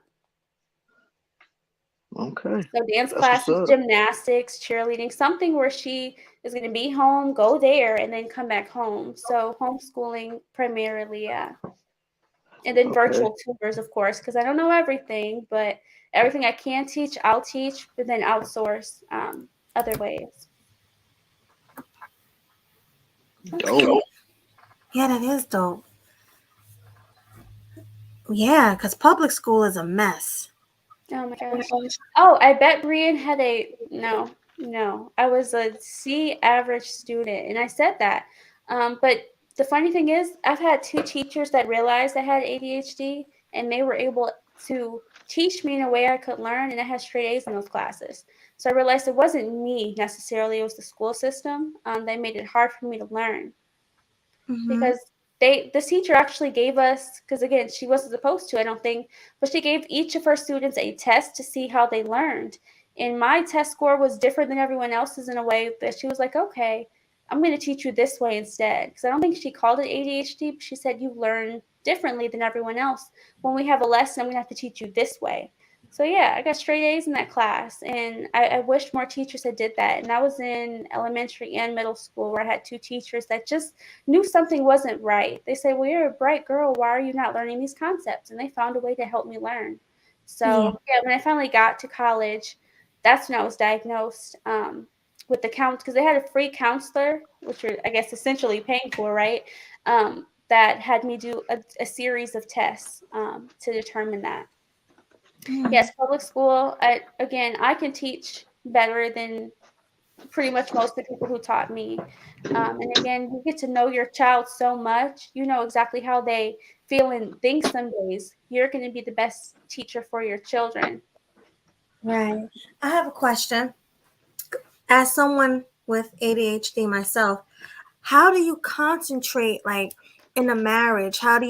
Are you messy? Like it's so hard to concentrate. Like you gotta do your duties. Do you miss any of your home duties, or do you forget to make an appointment? Things like Absolutely. Absolutely. I forget so many things, but I think that's the other thing about having a strong, masculine, competent man. He knows me inside and out. He knows exactly how I think. He's read books and read articles and watched videos about the way I think, and he can make decisions as well to be like, okay, we're gonna, do something this way because it's going to be easier for you. Or I know we have that appointment coming up. Did you put it in your phone? Before you do anything else, before you go use the bathroom, before you go do this, put it in your phone because I know you will forget. So I think that's the other thing that helps, that having a husband that's that knowledgeable of me inside and out to the point where he will help me help us. So I think that's been very, very good as well. Again, keeping everything in the phone calendar, even if it sounds silly. This meeting was in my phone calendar. And luckily it was, because again, I got to scrolling and, sometimes the time gets away from you. I had a hair appointment that went a little longer than I expected because I thought this was at 3 my time, ended up being an hour later. So it still worked out. Again, putting so many safeguards in the way to prevent issues is great. But of course, things slip through the cracks, which they have in the past, but there's always a backup plan, and he's very, very understanding. Yeah, I guess you have that support system. Okay, can I chime in on something real quick? Sorry to interrupt y'all, but you mentioned how public schools are bad. It's best to, and this is the thing I don't like about, homeschooling kids. I look at it like this: when you spend years homeschooling people or whatever, and they spend years of their lives, going home to go to school and not interacting with people. Then when it's time for them to go out into the real world, it's like they get stuck in their comfort zone. They don't know what to do when they go into the outside world. Kind of like how you felt. You're so used to being at home that when it came to going out to the college campuses, you didn't know what to do. So that could be a problem for people trying to homeschool kids. They get stuck in that comfort zone over time. So I don't think that's good for a kid's development either, but that's just my opinion. I don't think it's good for boys.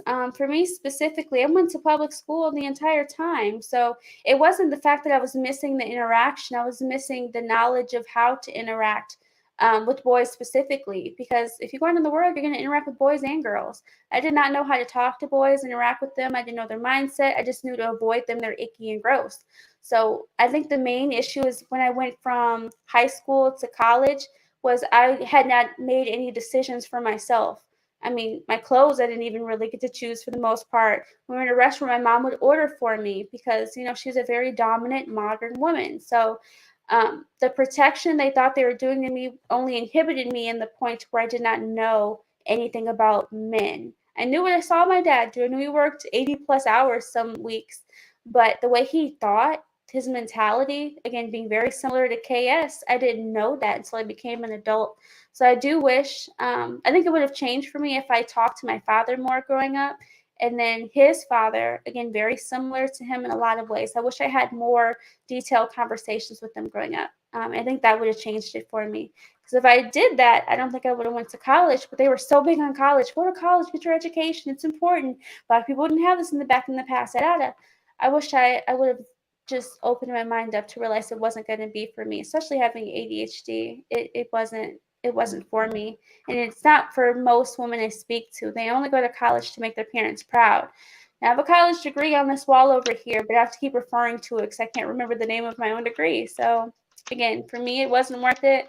My mom's happy, but, you know, that's the gist of why I have it, to make her happy. Yeah.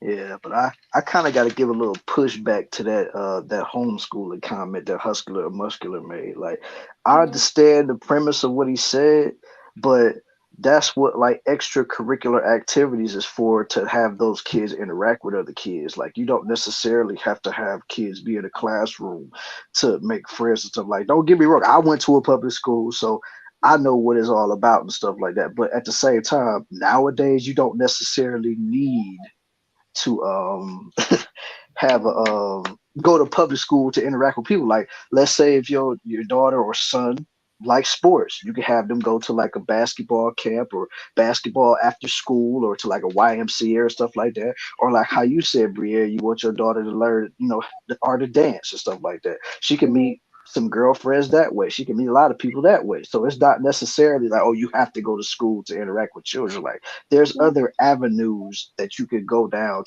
to still have your child have a normal Yeah. childhood. That's I what I'm also saying. volunteered a lot because at our local, well, back in Ohio, the art museum in the zoo, at the Toledo Zoo, they always had opportunities for kids to volunteer. They would go clean up the beach. They would, you know, walk around and give roses and things like that on holidays, or gifts, you know, during Christmas time. She will have a million and one opportunities, especially here. This is a large major city. There's always a concert. There's always, you know, a dance class. There's always, you know, gymnastics and cheerleading competitions. Like, there are things that she can be exposed to that are going to give her even better, you know, opportunities to have friends and interactions than school. In school, you got to sit down and be quiet most of the time. And I hated school because I was always like, I need to get up, I need to do something. And I had that energy as a kid where sitting down was painful. Like, my kids aren't going to have that experience. They're going to be able to actually interact with people in a positive way. And again, we used to get in trouble for having conversations during class. How are you interacting? And then recess is even shorter than it was back in the 90s. I think it's like 15 minutes now. Like, how are you going to interact with people and get to know them when you have to be quiet most of the day to try to learn? Again, Exactly. for me, when you can homeschool, you can choose when they learn. I've seen online, again, those couples I follow online on YouTube, their kids start school at like 2 p.m. The first part of the day, they're learning how to cook and clean, and they're going on field trips to the zoo and the art museum. And then by 2 p.m., okay, now we're going to learn, you know, addition and subtraction. I think it's a beautiful thing to have that freedom. And then you don't have to do school all day long. You could do it from 3 to 6, and then on the weekends, you have extra time and extra freedom. The weekends could be for school. The week, you could just be learning home skills. So, yeah, Hmm. I think I'm definitely going to take that route. Kids are going to be able to sleep in, kind of wake up around 9, 10, get some breakfast. You know, let's learn how to do your hair today. Let's learn how to sew a shirt. And then 2 p.m., 3 p.m., okay, it's time for school. We're going to go to the school area of the house. It's going to be amazing. I'm so excited. Right, right. Absolutely. Absolutely. I know it will. Okay. No. Okay, ladies and gentlemen in the chat and all the cloud watchers that's watching this dope live stream tonight, make sure y'all hit the like button for this dope interview that we're doing with Brielle Faye. Like, stop being stingy with y'all likes, man. Hit the like button, yo. Like, this, you're not gonna get nothing like this anywhere else, man. This is the Killing Them Sweetly vibe over here, man. Hit that like button for Sweet Melody Media and for your boy Killer Swag 216, man. I'm telling you, if y'all continue to hit like buttons, man, we gonna continue to bring interviews just like this, man. So stop being stingy with the likes and bring them over here, man. That's all I'm gonna say Yes, about that. please do that. Thank you so much. And for well, we almost at the 3 hour mark. Hmm. So what do you want to do, Swag? You want to end at 3? I mean, we can, you know what I'm saying, because we don't want to make people complain, talk about it's a long stream and stuff. So Right. I've heard that. I love long streams. You can always Me go back and yeah, too. I don't have problems with it either, but I mean, I get that people don't want to sit through a 6 hour live, but you know, maybe for a late night stream we could do it because at that point it won't even be like no, type of topics. It could just be like Yeah, a I'll free come back flow for a and late stuff. night stream. In 10 minutes, I'm gonna get some food going and then start packing up for tomorrow. So I'm quite excited to stuff and Yay! hot I'm up. excited for you. And Hmm. oh, can you drop Yeah, that one more time in the chat? Your business? Drop it Yeah, in of the chat. course. It's called Shop Janethia. My There we mom's go. name is Janethia, and she definitely put a lot of emphasis on smelling good and looking good. So I think that's why I named it after her. But yeah, my business name is Janethia, my mom's name, and I'm very grateful to be carrying on her name in that way. Yeah, definitely. So make sure you guys are supporting. That is, there's the site right there. Go on right there there. and support Black owned business. Show her some love. Yeah.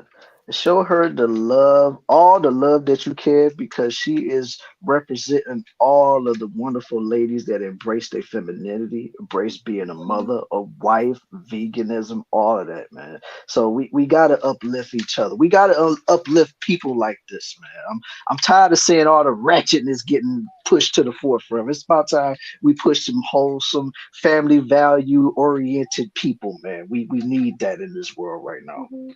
Yeah, I want to see women like Melody wifed up very quickly because all the goals you have, especially I always wanted like a small business just to have, something fun to do.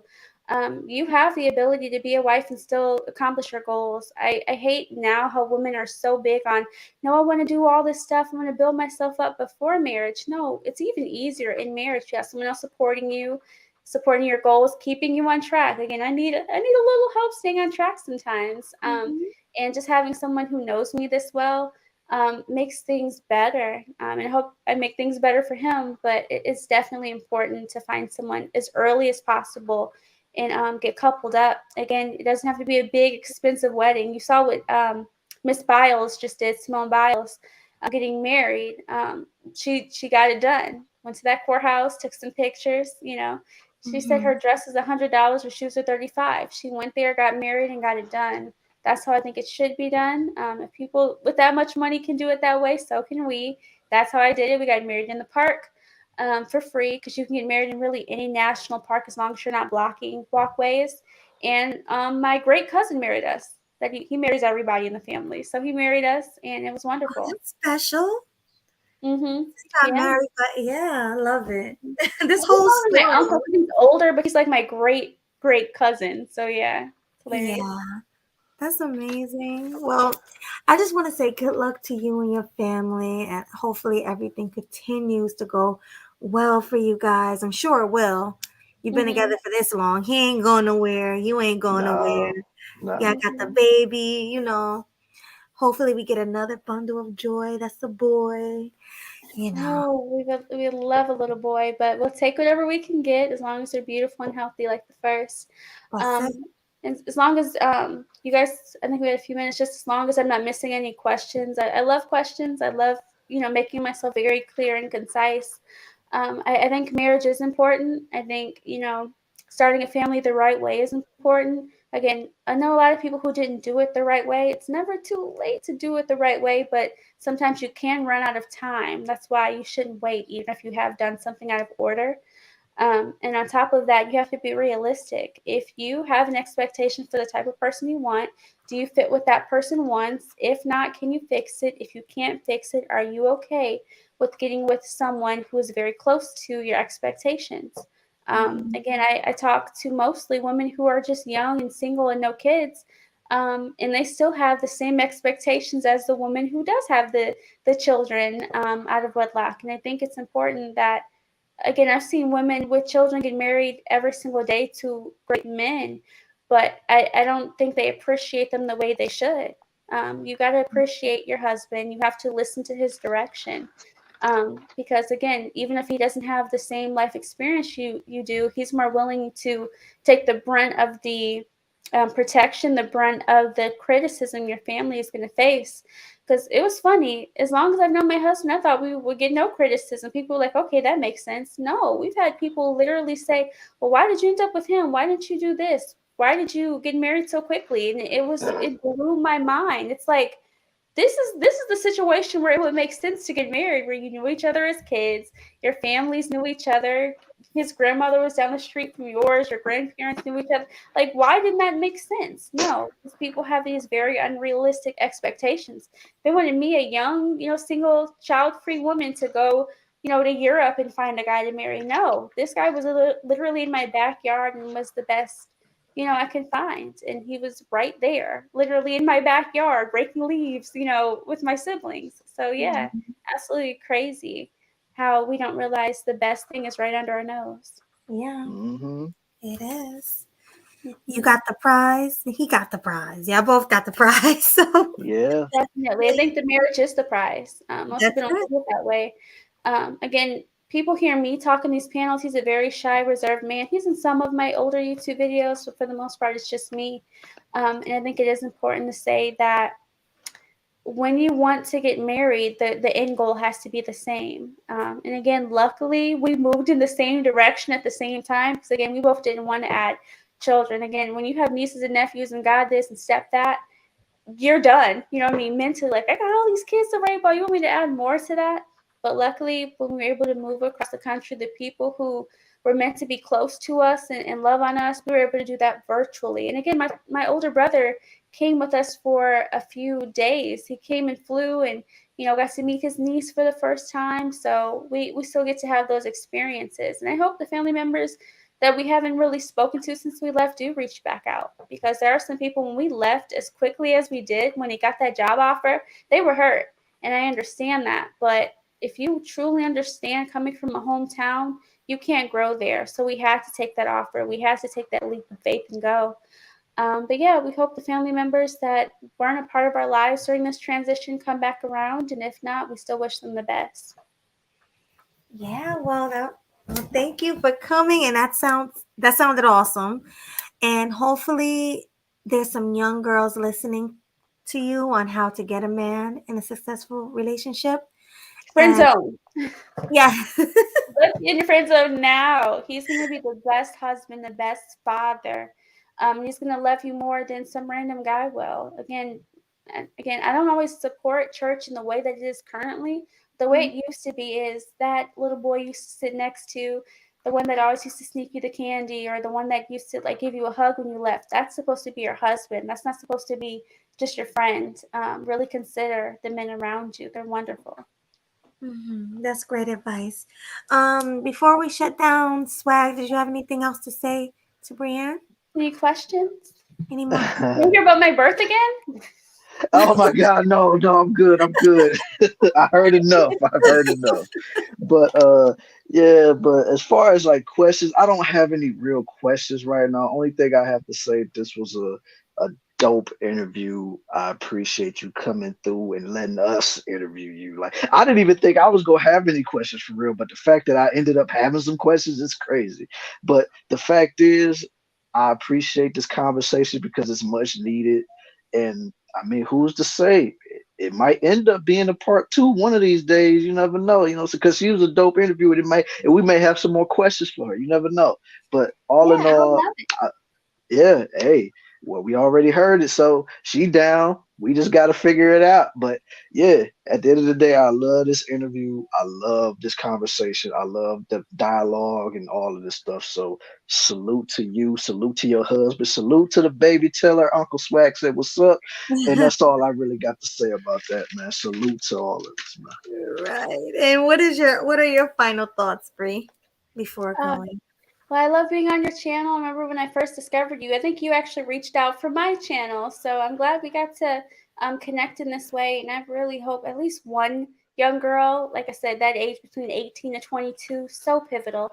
Hope at least one of the ladies in that age range listens to what I'm saying, because it's probably different than what they've heard. Go get a job. You know, you don't need a man for this, that, and the third. And it's untrue. We need men for so many things in society. And in the household, they're absolutely pivotal. The man being in the household brings every single, statistic, out of the water. They're needed, and we need them in the household. Hmm. Absolutely. Thank you for that, Brienne. Look at that. And oh, before we say my final thought, shout out to Mr. Know-It-All for the $21 super chat. Thank you so much. He says, more of this, please.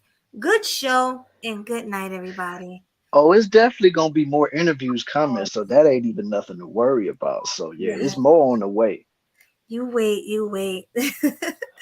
But thank you so much, Mr. Know-It-All. Salute to Appreciate you, you. homie. And this is my final thought. It was wonderful interviewing you, Brienne. You are beautiful, you're smart, and you're a great wife from what I see, and a great mother. Continue to have that pure soul, because I love it. Like, you don't run across women like you out there. Like, I don't see any women in their 30s that actually have a soul as pure as yours.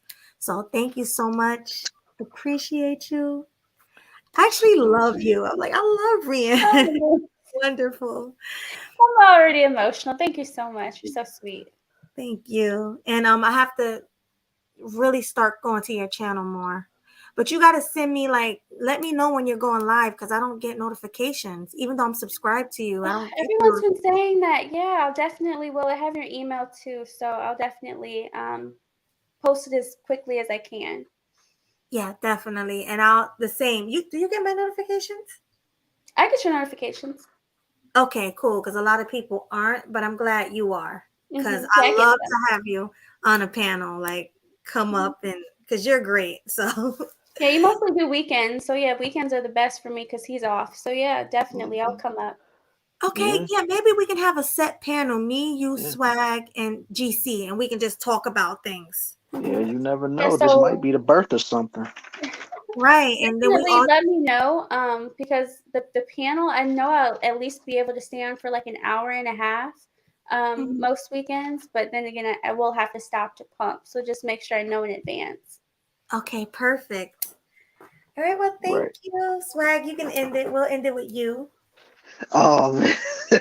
Okay, well, oh man, this was a dope interview. This was a dope discussion. This was just a dope day all around, yo. So Right. all I got to say is salute to every single one of y'all that was in the chat watching, all the people that sent in the super chats, all the people that hit the like button. I hope everybody shares it and stuff like that. And yeah, make sure you share it. Even after it's over. Share the stream. We want people to see it, man. Watch the replay and leave a comment under the stream. And yeah, man. So until the next interview, man, killing Oh, them sweetly. hold Huh? on. We have one more person I want to say something before we go. Uh-oh. Uh-oh. You know it all. Hey, Hey, how you doing? good. No, Hello. but seriously, when are you gonna bring back the fuckery? You want a fuckery stream? You gotta let Mel and Glocktavis get to arguing. Oh, God. Oh. I guess we can do that sometimes, once in a blue moon. Nah, not a blue Yeah. moon, like once every couple weeks. Oh, God. Man, you do know Melody's gonna have to private those streams, right? Yeah, but whatever. Okay. Fun. I mean, it's on her. Shoot, it's her call. I mean, I'll think about it. Maybe we can have like some kind of a rumble or something. I'll think about it. But I like ones like this where we're having civil conversations and getting to know each other. This is my speed right here. This is what I like. So I definitely like Yeah. this too. I like the interview style. yeah. You know, So not too many opinions at one time type of thing. And a right. targeted guest, somebody who's can bring, unique perspectives, and we get to hear their complete thoughts without being interrupted by a full panel, Exactly. I love it. Yes, All right, sir. y'all have a good night. All right, man. Good night. Salute to you, man. Hi. All right, you were That, saying something, Swag, before we was going? yeah, I was just closing shop. You know what I'm saying? So, like I said, so on behalf of Brienne LaFay, Sweet Melody Media, and myself, Killer Swag 216, we are out of here, man. Catch y'all on the next interview. Deuces. Peace. Goodbye.